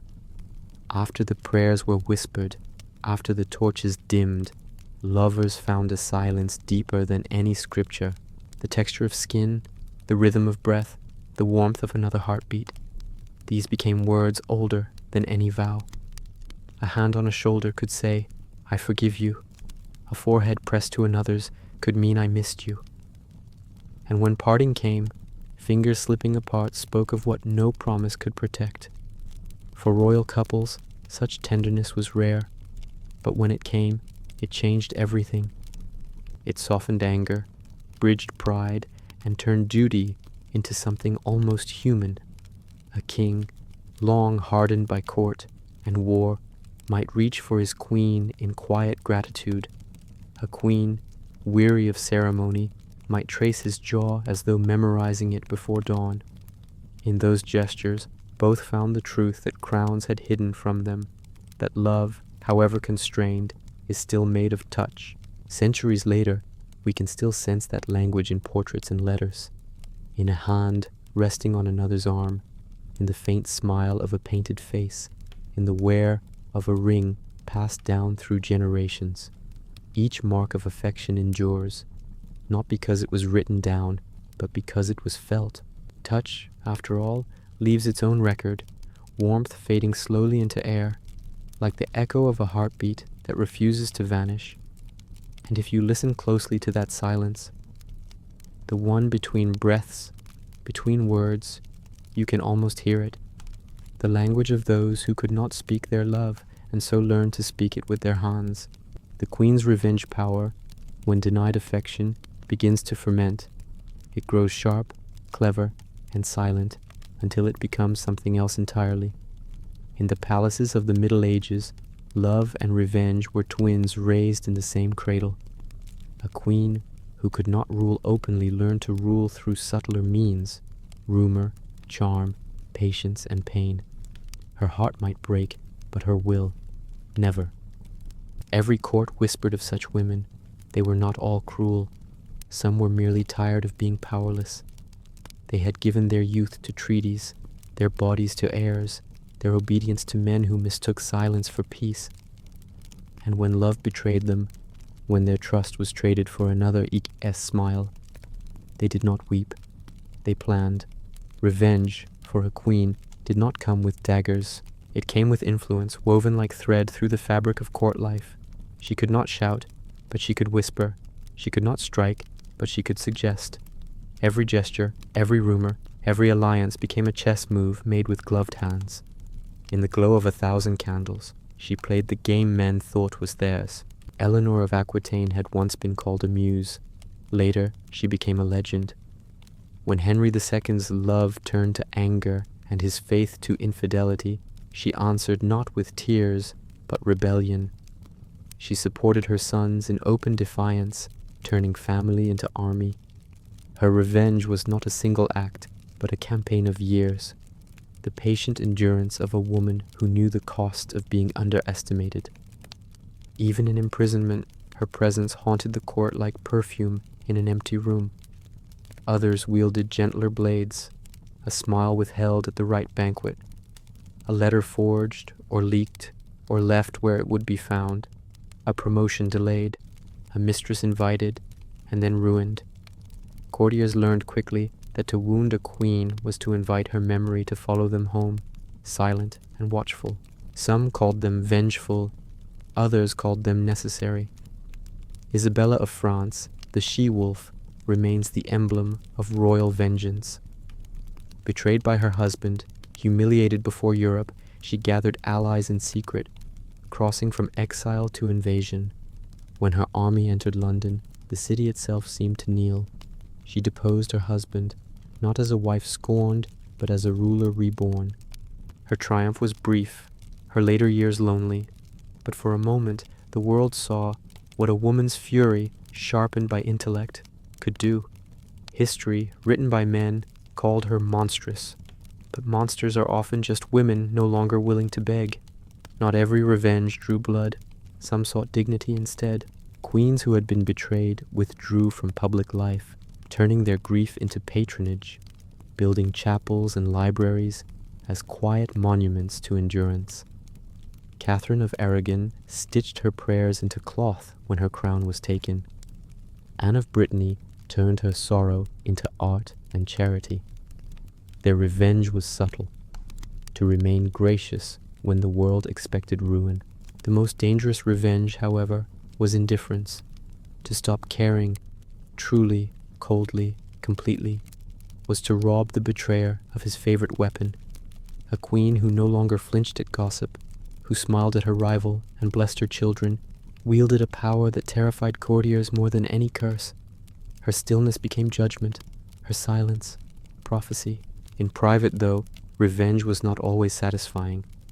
Late at night, when the torches burned low and the corridors emptied, the mask would slip.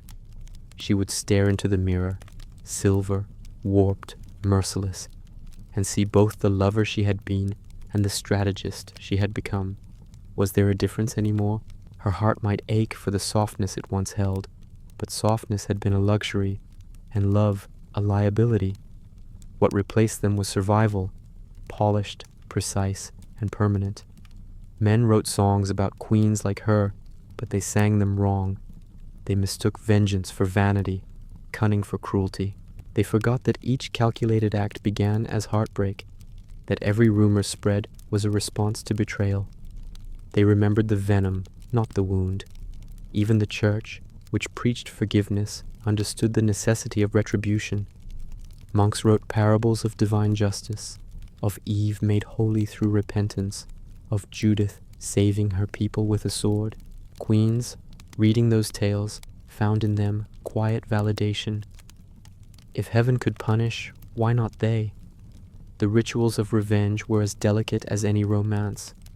A poisoned rumor here, a strategic alliance there. She might console her rival one moment, then sponsor her downfall the next. A banquet could be both apology and execution. A gift could be both gratitude and warning. Each act was cloaked in elegance, for elegance was its own disguise. But beneath the jewels and silk, the queen's heart often beat with something sadder than hatred, disappointment. Her revenge was not about destruction, but balance. To remind the world that she had mattered, that she could not simply be replaced by youth or whim. It was, in its way, a cry for recognition. And sometimes, when all else failed, she found her revenge in memory itself. Years after her death, chroniclers would still speak her name, with awe, with fear, with curiosity. Her story outlived those who scorned her. She had turned her heartbreak into legacy, and in the end, that was the purest vengeance of all. If you stand in the ruins of any medieval palace, in the echo of marble corridors or the hush of a faded chapel, you can almost hear her still. Not her rage, but her composure. The soft rustle of her gown as she walks past her betrayers, smiling faintly, already thinking 3 moves ahead. Love made her dangerous, loss made her wise, and revenge made her unforgettable. Courts of desire. There were times when love itself seemed to take the throne, not in secret chambers or stolen letters, but in full daylight, paraded, debated, celebrated. From Provence to Paris, from Aragon to Burgundy, the medieval courts became theaters of desire, and though kings ruled nations, it was poets and queens who ruled hearts. The idea was simple, yet revolutionary, that love could be noble, that longing could be art. This was the age of courtly love, a game played with exquisite manners and perilous stakes. Knights became poets, queens became muses, and affection stripped of its rawness, was clothed in silk and song. Desire was refined into ritual, like wine poured from a golden chalice. In these courts, passion was not hidden, it was performed. Feasts began with verses instead of prayers. Troubadours sang of unattainable ladies, their voices trembling with practiced devotion. Men vowed to serve women as they served God, with loyalty, reverence, and secrecy. And women, bound by etiquette but hungry for recognition, answered in riddles, teasing out affection through wit. Picture the hall of Eleanor of Aquitaine in Poitiers. The torches burn low, the air smells of roses and smoke. At her side sit poets, philosophers, knights whose armor still gleams from recent wars. They speak not of conquest, but of courtesy, of how love ennobles a man, how devotion purifies the soul. She listens, smiles, and judges their arguments as one might judge a tournament. Here, affection was not a sin, but a philosophy, a creed in which beauty and virtue were intertwined. To love in such a court was to play with illusion. The knight pledged himself to a lady often already married, swearing chastity even as his verses betrayed desire. The lady, flattered but cautious, rewarded him with words, not touch. Their love existed in suspension, neither fulfilled nor denied. It was this tension that gave it power, the ache that never resolved, the sweetness that lived only in restraint. The church frowned on this spectacle, of course. Bishops called it idolatry. Monks wrote sermons warning that passion disguised as virtue was still sin. But kings and queens were captivated. In an age when marriage was contract, the notion that love could elevate the soul felt like rebellion. It was the only kind of revolution allowed in velvet. And yet, behind the elegance, the danger remained. Courtly love blurred the boundaries between admiration and temptation. A whispered compliment could lead to exile. A poem could start a scandal. Courtiers learned to praise carefully, to flirt in metaphors. When a poet compared his queen's eyes to stars, everyone understood he was speaking of gravity, but also of peril. Desire in this form became contagious. It spread through courts like perfume. Queens encouraged poets to flatter them. Kings commissioned songs to honor their mistresses. A new etiquette of emotion was born, one that prized subtlety above honesty. It taught that longing, not fulfillment, was the purest proof of love. But no performance lasts forever. Behind the verses lay hunger, and hunger has its own truth. The troubadours who sang of platonic worship often found themselves ensnared by real feeling. Some were banished for their devotion, others rewarded for their discretion. A few vanished entirely, leaving only their songs, fragments of confession set to melody. The courts themselves were paradoxes, places of beauty built upon restraint. They taught that to desire was holy, so long as one never acted on it. It was a love of imagination rather than flesh, of yearning rather than touch. For some, that longing became unbearable. A queen might look upon her poet and wonder what it would mean to step beyond the game, to turn metaphor into motion. She would never dare, and perhaps that was the point. The game existed to make the impossible feel near. In this culture of desire, women gained a strange kind of power. They became arbiters of taste, patrons of art, judges of behavior. For once, men courted their approval not for politics, but for poetry. A queen could destroy reputations or elevate them with a single smile. The same society that silenced her in council now hung on her every word in matters of love. Still, even in these refined halls, longing had a shadow.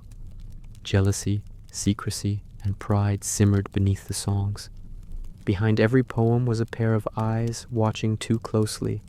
Behind every compliment, a rival sharpening his tongue.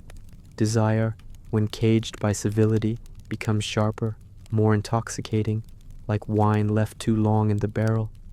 As the centuries turned, courtly love faded into legend, replaced by politics once more. but it left behind echoes in poems, in manners, in the way even today we confuse love with admiration. The idea that to desire nobly is to suffer beautifully, that pain can be elegant, was born in those candlelit halls. So when you imagine the courts of desire, see them not as dens of sin or sanctuaries of purity, but as mirrors of human contradiction. See the knights with their polished armor and trembling hands, the queens who smiled graciously while hiding their hearts. See the poets writing lines meant for everyone and no one, their ink made of longing.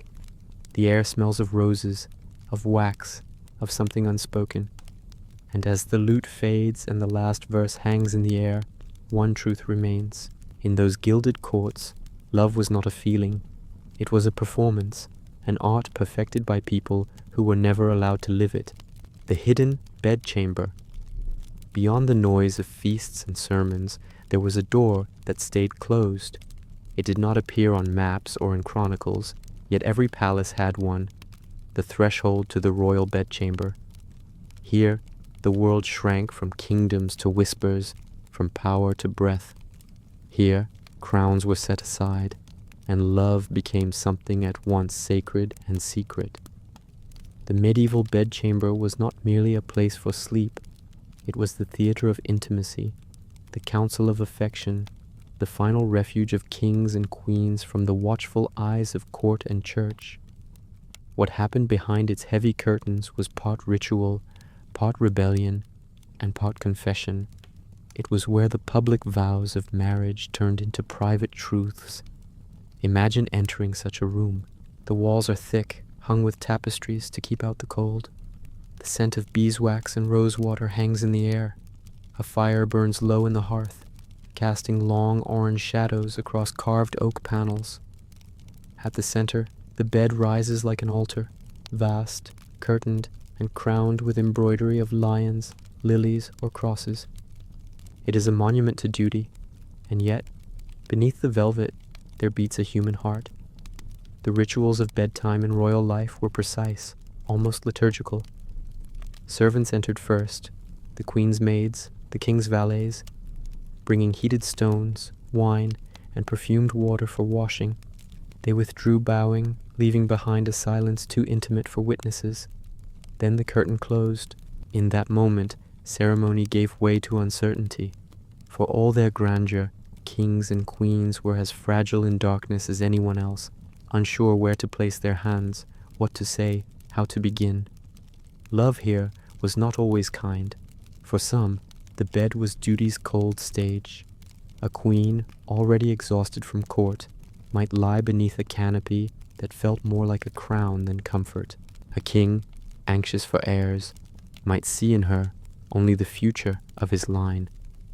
Their bodies met as treaties meet, with formality, with purpose, with distance.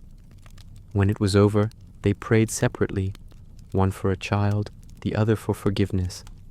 But not every night was like this. There were softer hours when love found a language beyond duty. A queen might laugh, quietly, freely, as her husband spoke clumsy poetry remembered from his youth. A king might trace his wife's palm as if reading his fortune there. The world outside dissolved, the torches in the corridor dimmed, and for a few stolen moments the crown itself ceased to exist. They spoke of gardens and saints, of old songs and forgotten scents, of the lives they might have lived if they were not bound by throne and altar.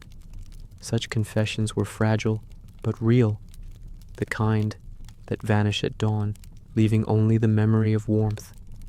Objects held meaning here too. A comb of ivory, a ring, a ribbon, a strand of pearls, all tokens of tenderness disguised as luxury. Gifts exchanged in privacy were the truest ones, for they carried no witnesses, no ambition. A queen might keep a small relic of her lover in a coffer beside her bed, a lock of hair, a letter folded until the creases tore.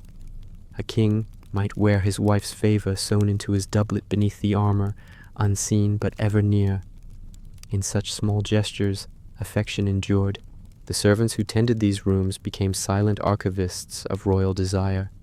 They changed linens scented with lavender, saw the shadows of two figures through candlelight, heard the laughter or the silence that followed. They knew which mornings were joyful and which were tense, and though they never spoke, they carried the secret world of their masters in their memories until death. There were also the forbidden bedchambers, the ones no chronicler dared mention, hidden rooms in towers or hunting lodges where kings met their mistresses, where queens received their confidants. There, love shed its robes of ceremony and dressed itself in truth. The laughter was louder, the words less guarded. The same monarch who trembled before a bishop could, in such privacy, confess his heart without fear. In those dim rooms, history paused. What remained was only two people, human and fragile, bound not by vows, but by need. Yet even the most secret bedchamber could not escape the world forever. Rumor was a ghost that slipped through walls, a servant's glance, a misplaced trinket, a scent that lingered too long. Each could set tongues wagging, and so the hidden chamber became a paradox, sanctuary and snare. The very place where love was most real was also where it was most perilous. Over time, those rooms filled with ghosts, kings who died in their sleep, queens who prayed through the night beside cold hearths, lovers who whispered promises that history would forget. The curtains absorbed their stories, the stones their sighs. Even now, when one walks through the ruins of an old palace, the air seems to hum with echoes. The rustle of linen, the closing of a latch, the soft exhale of someone turning in restless dreams. What was the hidden bedchamber truly? A space where crowns lay forgotten, where ceremony yielded to heartbeat, where power trembled before tenderness. It was the truest throne of all, not built for rule, but for surrender. And when the morning bells rang, and servants entered with cautious steps, the masks of monarchy returned. The queen's hair was braided, the king's robe fastened. The curtain opened, the world resumed. But somewhere beneath the perfumed sheets lingered a trace of night, a reminder that for a few brief hours they had been not rulers, but merely souls. Love and exile. Every crown carries a shadow, and sometimes that shadow stretches across oceans. In the world of medieval royalty, exile was more than punishment. It was silence. To be banished from court was to be erased from the story. But for some, exile began not with politics or war, but with love, a forbidden glance, a secret letter, a rumor too tender to be ignored. And suddenly, everything familiar vanished behind them. Imagine the morning of departure, the sky low and gray, the courtyard slick with rain. A carriage waits near the gate, its wheels sunk into mud. A queen stands beside it, veiled, her hands clasped around a small chest. Inside lie a few jewels, a prayer book, and a folded piece of parchment that still smells faintly of ink and perfume. The only thing she cannot bear to leave. No one speaks. The guards avert their eyes. She steps inside, and with that, her life begins again, somewhere far away, somewhere smaller, colder, lonelier. Love and exile were often companions. When kings took new mistresses or annulled old marriages, their former queens were sent to distant castles or convents, politely forgotten. Their faces disappeared from coins, their names from prayers. To survive exile was to reinvent oneself, to learn to live without the sound of trumpets, without the weight of expectation. Some grew bitter, others grew wise. All of them carried memory like contraband. Eleanor of Aquitaine knew that silence well. Imprisoned for years by the husband she had once adored and defied, she lived surrounded by cold stone and scripture. Yet she endured, because endurance was its own rebellion. From her cell she wrote letters, guided her sons, and kept her mind sharp as any blade. When at last she was free, she emerged not as a victim, but as a matriarch, the heart of a dynasty. Exile, for her, had been a furnace. It burned away weakness and left only will. For others, banishment came with heartbreak rather than war. Anne of Bohemia, adored by Richard II, died young, and the king's grief turned his own court into exile. He built no monuments, only silence, the kind that fills every hall when laughter has gone.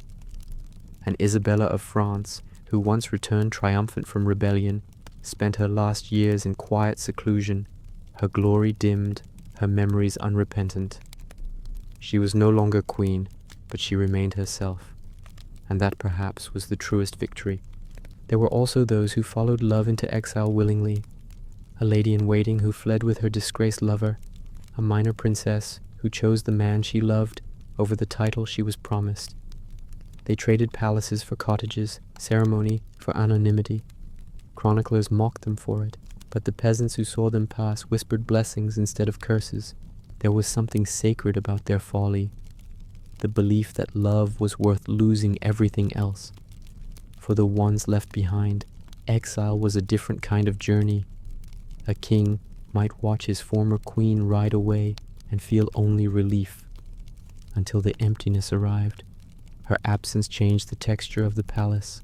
Rooms echoed differently, corridors seemed longer, the nights colder.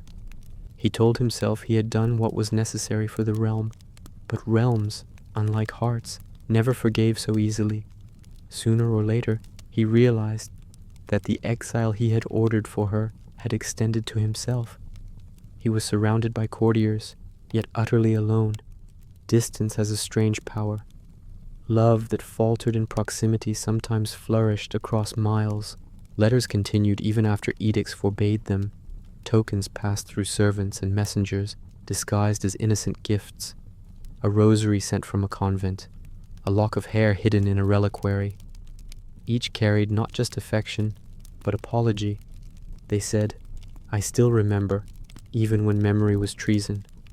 The exiled found new kinds of love too, not always romantic, but deeper than duty. They learned the companionship of books, of gardens, of faith. They walked along rivers, hearing the wind as conversation. Some fell in love with quiet itself, with the sound of their own thoughts, finally unguarded. For those who had lived surrounded by endless voices, solitude was first unbearable, then exquisite. But exile could also turn the heart into stone. To be forgotten by those once loved was a wound that never closed. A queen in a convent might pray for the king who cast her out, even as she stopped remembering his face.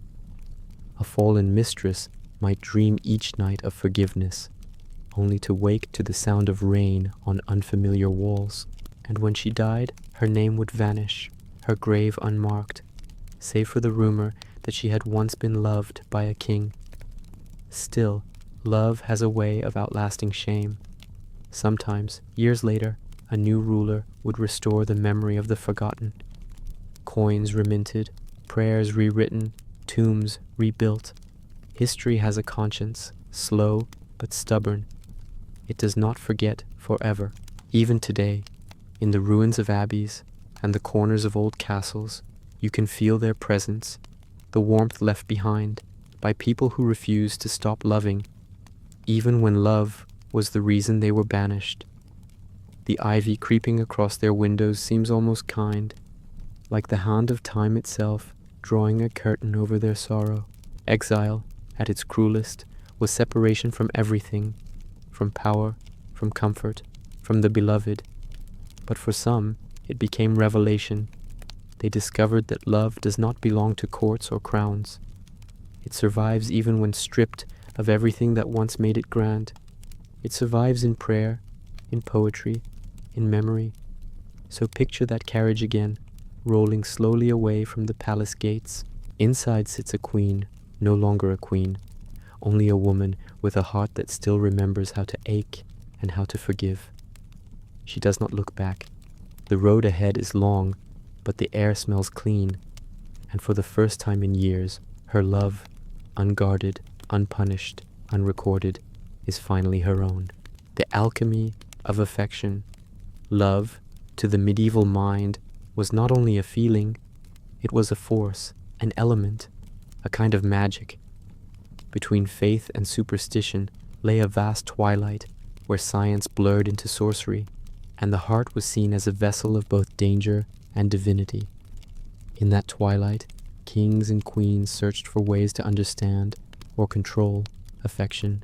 They mixed devotion with medicine, prayer with potion, reason with ritual. It was not enough to be loved. They wished to know why. The age called it alchemy, the study of transformation.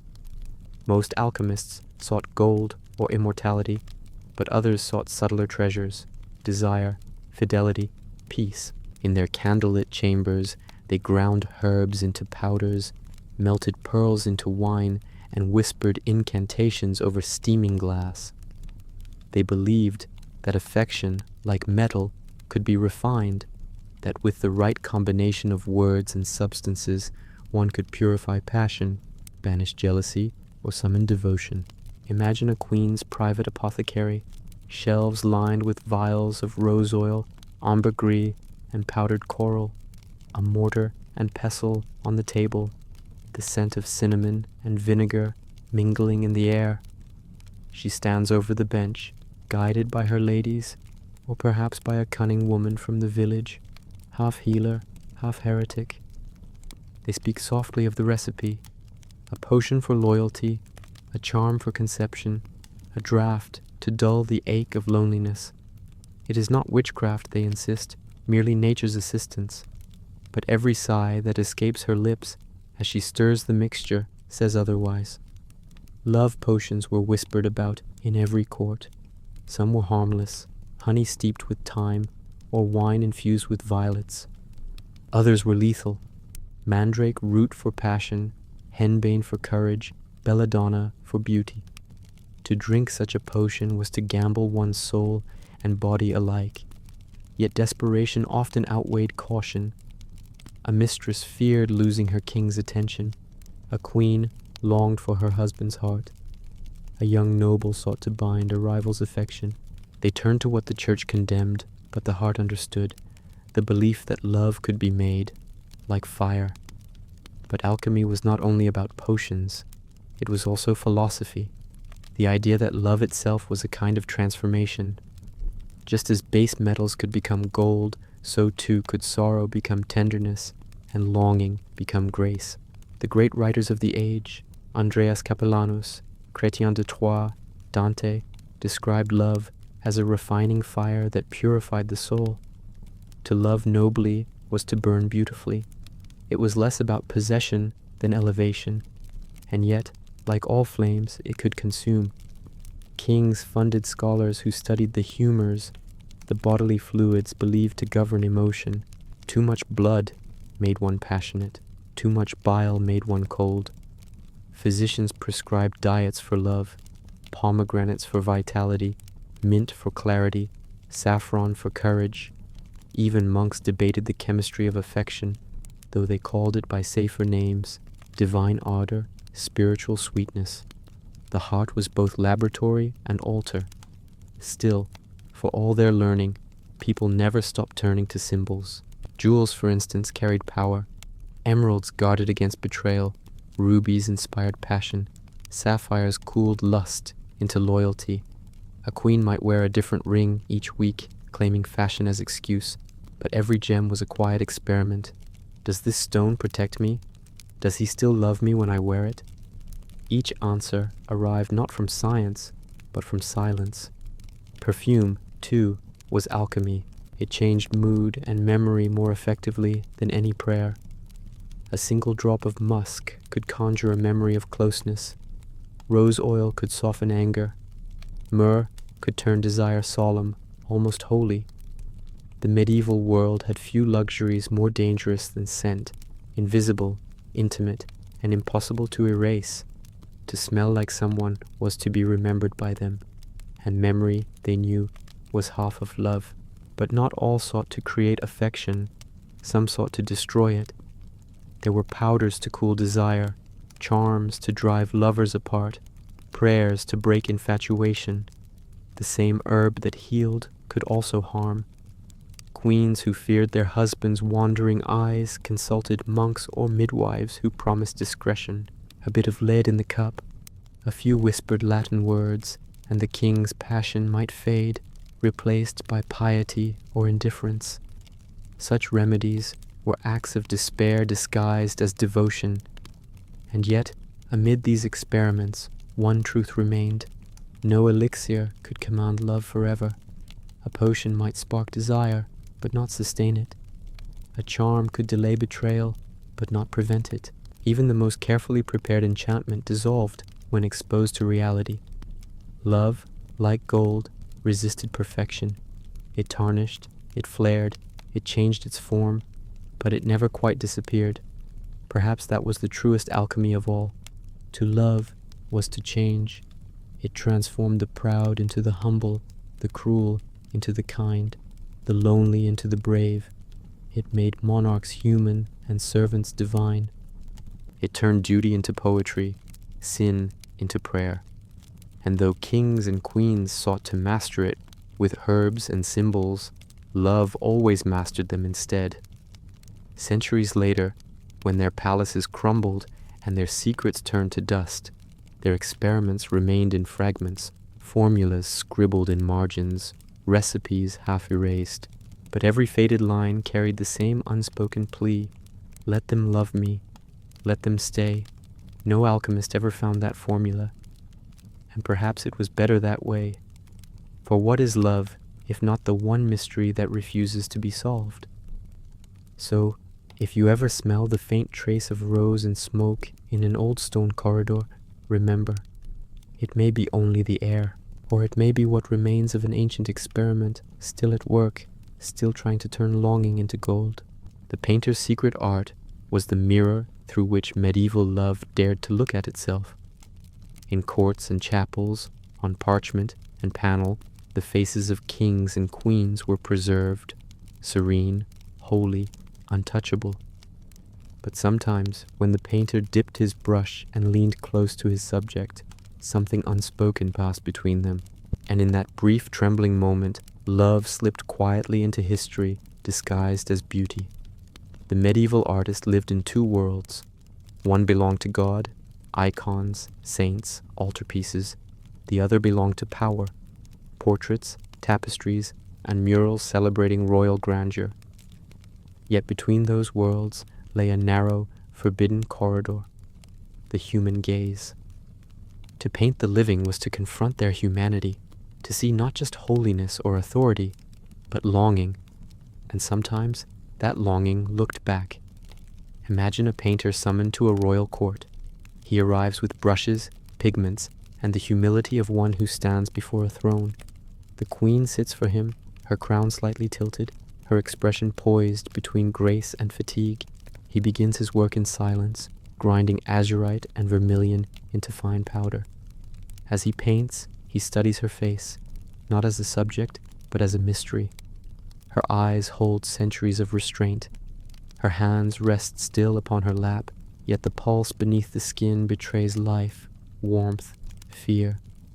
He will never touch her, not truly, but each stroke of his brush is an imitation of touch, a translation of it into color and light.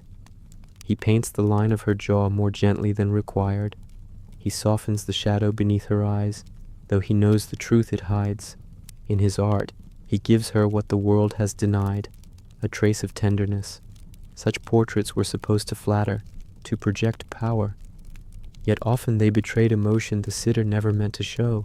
A queen whose marriage was cold might appear radiant in paint, but her gaze, faintly distant, quietly defiant, told another story. A king famed for conquest might be shown holding a flower instead of a sword, his armor glinting, but his eyes weary. Painters, more than chroniclers, knew the truth of their subjects. They captured what words could not. The pause between smiles, the sigh between duties. Behind every commission lay hidden intimacy. The artist saw what no priest or noble could, the way a queen's breath fogged the air, the tremor of her hand when tired, the faint blush of skin where the veil brushed her cheek. To render her faithfully was to know her deeply, and sometimes in that knowledge affection grew. A look lingered too long, a compliment disguised as correction, a silence heavy with awareness. Even when nothing was said, the room itself seemed to hold its breath. There are stories, mostly whispered, of painters who fell in love with their patrons, or were loved by them. A miniaturist who painted the same queen again and again, each time her face a little softer. A sculptor who carved a likeness too tender to be mistaken for flattery. A manuscript artist who added a secret detail, a bird perched beside a woman's window, symbol of fidelity, unseen by all but her. These were the painter's secrets, small rebellions against anonymity, proofs of feeling hidden in ornament and shadow. Even religious art carried traces of mortal affection. When a Madonna looked too human, too sorrowful, it was often because the artist had known someone who looked at him that way. The church might call it inspiration. The artist called it memory. For him, holiness was not distant. It was as close as the warmth of skin, the glimmer of eyes under candlelight. Love, sanctified by pigment, survived where touch could not. Tapestries, too, told secret stories. In the weaving of threads, artists encoded desires that speech could not risk. A lion glancing backward at a doe, a falcon hovering near a hand it will never land upon. Colors chosen not for heraldry, but for meaning. Blue for longing, gold for devotion, crimson for sin. Courtiers might praise the artistry without ever knowing what confessions they admired. For queens, these works were protection and expression alike. In portraits, they could appear as they wished to be remembered, serene, radiant, immortal. Yet within the tilt of their heads, the softness of their mouths, the painter left room for truth. A viewer centuries later might sense it. That faint melancholy in her eyes, that suggestion of a smile never completed. The artist's hand had preserved her not as a queen, but as a person, one who had known tenderness, perhaps even love. Kings, too, left their hearts in paint. A portrait gifted to a mistress, a miniature kept hidden in a locket, a mural commissioned in secret. They trusted art to say what politics forbade. When words were too dangerous, color became language. A red rose painted into the corner of a fresco, a golden ring in the shadows, initials entwined within the pattern of a border, all silent signatures of devotion. The painter carried their secrets as carefully as relics, and sometimes, long after both patron and artist had died, those secrets endured. Art restorers centuries later have found layers beneath the surface, faint outlines of figures erased, gestures softened, faces turned toward one another before being repainted apart. History remembers the finished version, but beneath it lies the truer one. Love hidden under obedience. Even the most obedient portraits whispered defiance. They said, "We were alive. We felt something. We left it here for you to find." The painter's secret, in the end, was not that he loved his subject, though sometimes he did. It was that he understood her humanity better than anyone allowed to. He knew the difference between beauty and sorrow, between the stillness of grace and the stillness of repression.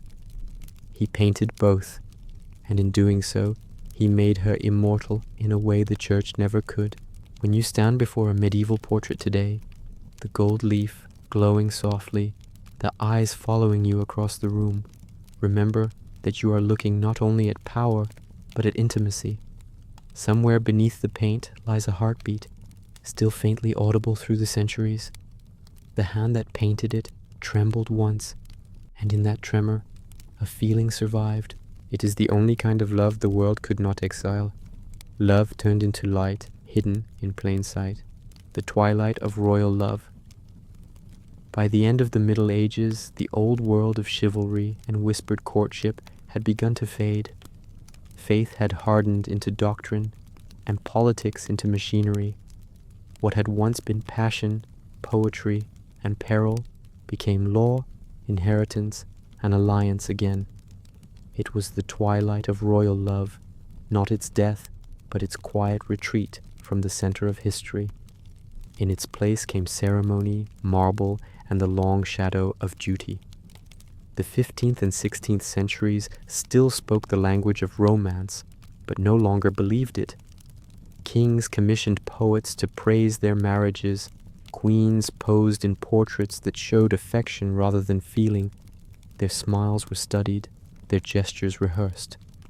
Love had become a kind of pageant, beautiful, precise, and faintly hollow. The torches still burned in the great halls, but the light seemed colder. Politics had learned to mimic love too well. A royal wedding was now the diplomacy of flesh.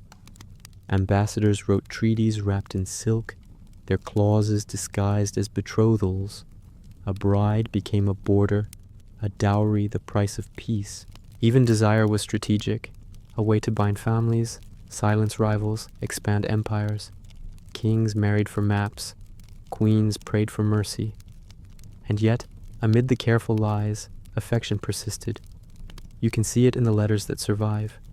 A king apologizing for absence, a queen sending herbs for his cough, a small sketch of a flower folded into a royal decree. Even in an age grown cynical, tenderness refused extinction.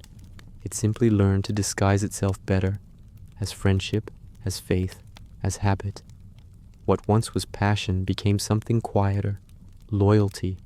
The church, once the arbiter of every union, began to lose its grip.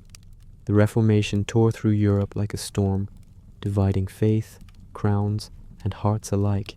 Kings who once knelt before popes now declared themselves head of their own churches. Divorce, once unthinkable, became possible, though still tragic. The sacred veil of marriage thinned, revealing again the human frailty it had long hidden.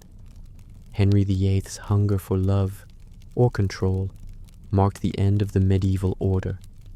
His 6 marriages were both confession and catastrophe. Each new queen was chosen to heal a wound the last one had left, and each failed in turn. Behind his reign lay the ghost of chivalry, a man who sought divine approval for his desires and found only silence. The old ideals of loyalty and romance, once sung in ballads, drowned in the noise of politics and reform. But not every story ended in disillusion. In smaller courts, away from the papal decrees and royal spectacles, there remained moments of grace. A young queen in Portugal writing poetry for her husband at sea, a widow in Burgundy refusing remarriage and devoting her fortune to art, a scholar prince teaching his wife to read the classics, their hands brushing as they turned the pages. In these quiet corners of Europe, love survived not as conquest, but as companionship. Still, something essential had changed. The age of mystery had ended. Candles gave way to chandeliers, troubadours to printed books. Love, once a dangerous whisper in shadowed corridors, became a subject of law and literature. It was safer, clearer, less divine, and perhaps in that safety it lost a little of its soul. The poets of the late medieval world felt it first, the dimming of an era. They wrote of love as memory, not experience. Petrarch mourning Laura, poets of Burgundy lamenting courtly grace now gone. Their verses read like prayers for a time when love had been sacred precisely because it was forbidden. Now it was permitted, and therefore ordinary. For queens, the twilight brought a paradoxical freedom.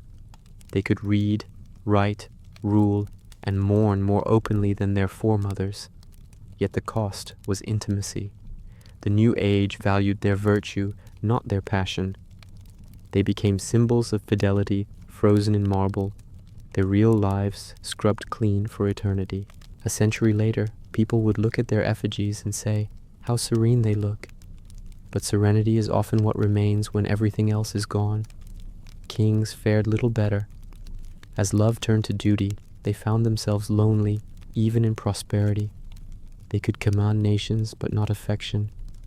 In the portraits of that time, you can see it: proud faces, distant eyes, a weariness beneath the gold. They had inherited power, but lost its poetry. And so, the story that began in candlelight ended in marble halls, not with a scandal, but with silence. The great romances of earlier centuries had become warnings, their lessons carved into stone, that passion brings ruin, that love is safest when controlled, that hearts must bow to crowns, yet the irony endured. For without those very passions, no art, no poetry, no memory of beauty would have survived. If you walk today through the galleries of old Europe, you can see both the glory and the grief of that twilight. Paintings of royal couples, their hands touching just barely, letters yellowed with time, still faintly scented, and in every artifact, a tension between affection and restraint, as if the past itself is holding its breath. The twilight of royal love was not a tragedy, but a transformation. Love did not die. It retreated inward, waiting for a quieter age to rediscover it. The fire that once burned through castles now glowed in poems, in portraits, in the memory of those who dared to love before it was permitted. They became the ghosts of a gentler truth, that even in its decline, love still ruled, not by decree or doctrine, but by remembrance. And as night finally fell on that era, the last candle snuffed out, the halls emptied, the echo that lingered was not lament, but a whisper. We were here. We loved. And the world, for a while, was warmer because of it. The echo of a kiss. The medieval world ended not with the clash of swords, but with a sigh. Empires fell, crowns changed hands, but the one thing that outlived them all was the faint, invisible trace of human affection, the echo of a kiss that history could never quite silence. When the chronicles close and the tapestries fade, what remains is not conquest, nor piety, nor wealth. It is the small, unrecorded tenderness between people who were never supposed to love so deeply. For all their power, kings and queens lived like anyone else, in the quiet hours between dusk and dawn. They watched firelight flicker against stone, felt the weight of another's hand, listened to the rain on the shutters. They knew that time was merciless, that love was fragile, that the crown could not comfort the heart. And yet, they loved anyway, in secret, in fear, in hope. It was not their glory that made them human, but their longing. A kiss in those days was more than affection. It was promise, rebellion, absolution. To kiss was to risk everything, reputation, faith, even salvation. And still, they did it. In candlelit halls and hidden gardens, beneath the gaze of saints carved in stone, lips met in silence and declared what could never be spoken aloud. Each kiss carried centuries of restraint, centuries of courage. It was history's most fragile form of defiance. Even the chronicles that tried to erase such moments could not help but record their shadows. A vague line about undue familiarity, a mention of domestic discord, a queen sent away for her health. Behind those careful words lies the heartbeat of every forbidden kiss. The ink may fade, but the pulse remains. Love was never meant to survive in palaces built for politics, and yet, like ivy through stone, it always found a way. Sometimes it grew quietly, a friendship deepening over years of duty. Sometimes it burned brightly and briefly, leaving ruin in its wake. But whether whispered in prayer or sealed in scandal, love refused to die. It endured not in laws or portraits, but in gestures too small for history to notice.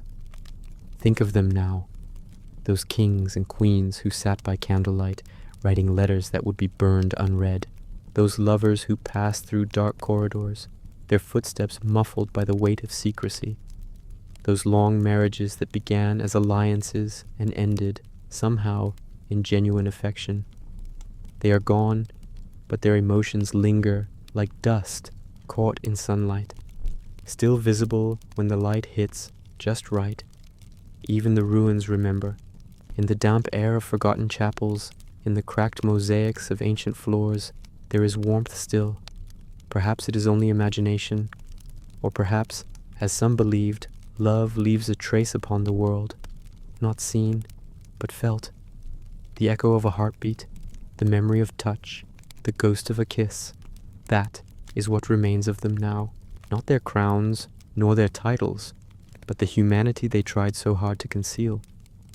The truth that even those born to rule could not rule their own hearts. They discovered, as all must, that love is both the simplest and the most dangerous form of power. One that conquers without armies and endures without monuments. And perhaps that is why their stories still move us. Because beneath the marble, beneath the gold, we sense something familiar. The ache of wanting, the beauty of surrender, the tenderness of being seen. It reminds us that history is not only a record of what was done, but of what was felt. Every dynasty, every war, every treaty, all of it built atop the fragile foundation of love and fear, of loneliness and need. Now, as the candles of their age gutter out, the night grows quiet again. The feasts are over, the poets gone, the crowns at rest. Only the echo remains, faint, eternal, carrying across the centuries like the last note of a song.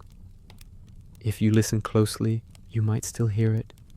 The soft laughter of a queen behind a curtain, the sigh of a king laying down his sword, the gentle meeting of lips before dawn. The world remembers them not for their thrones, but for that one small, enduring miracle, that even in an age of fear and faith, they dared to love. So let the echo linger. Let it travel through time and find you here in this quiet hour, listening, breathing, feeling. Because love, even royal love, even doomed love, was never meant to stay in the past. It was meant to return, again and again, as softly as a heartbeat, as endlessly as a dream. If you enjoyed drifting through this quiet journey into the secret hearts of kings and queens, maybe leave a like, or just let the story carry you to sleep. And if you'd like to wander with me through other forgotten corners of history, you can subscribe, but only if it feels right. For now, close your eyes. The torches are dim, the halls are silent, the world remembers you,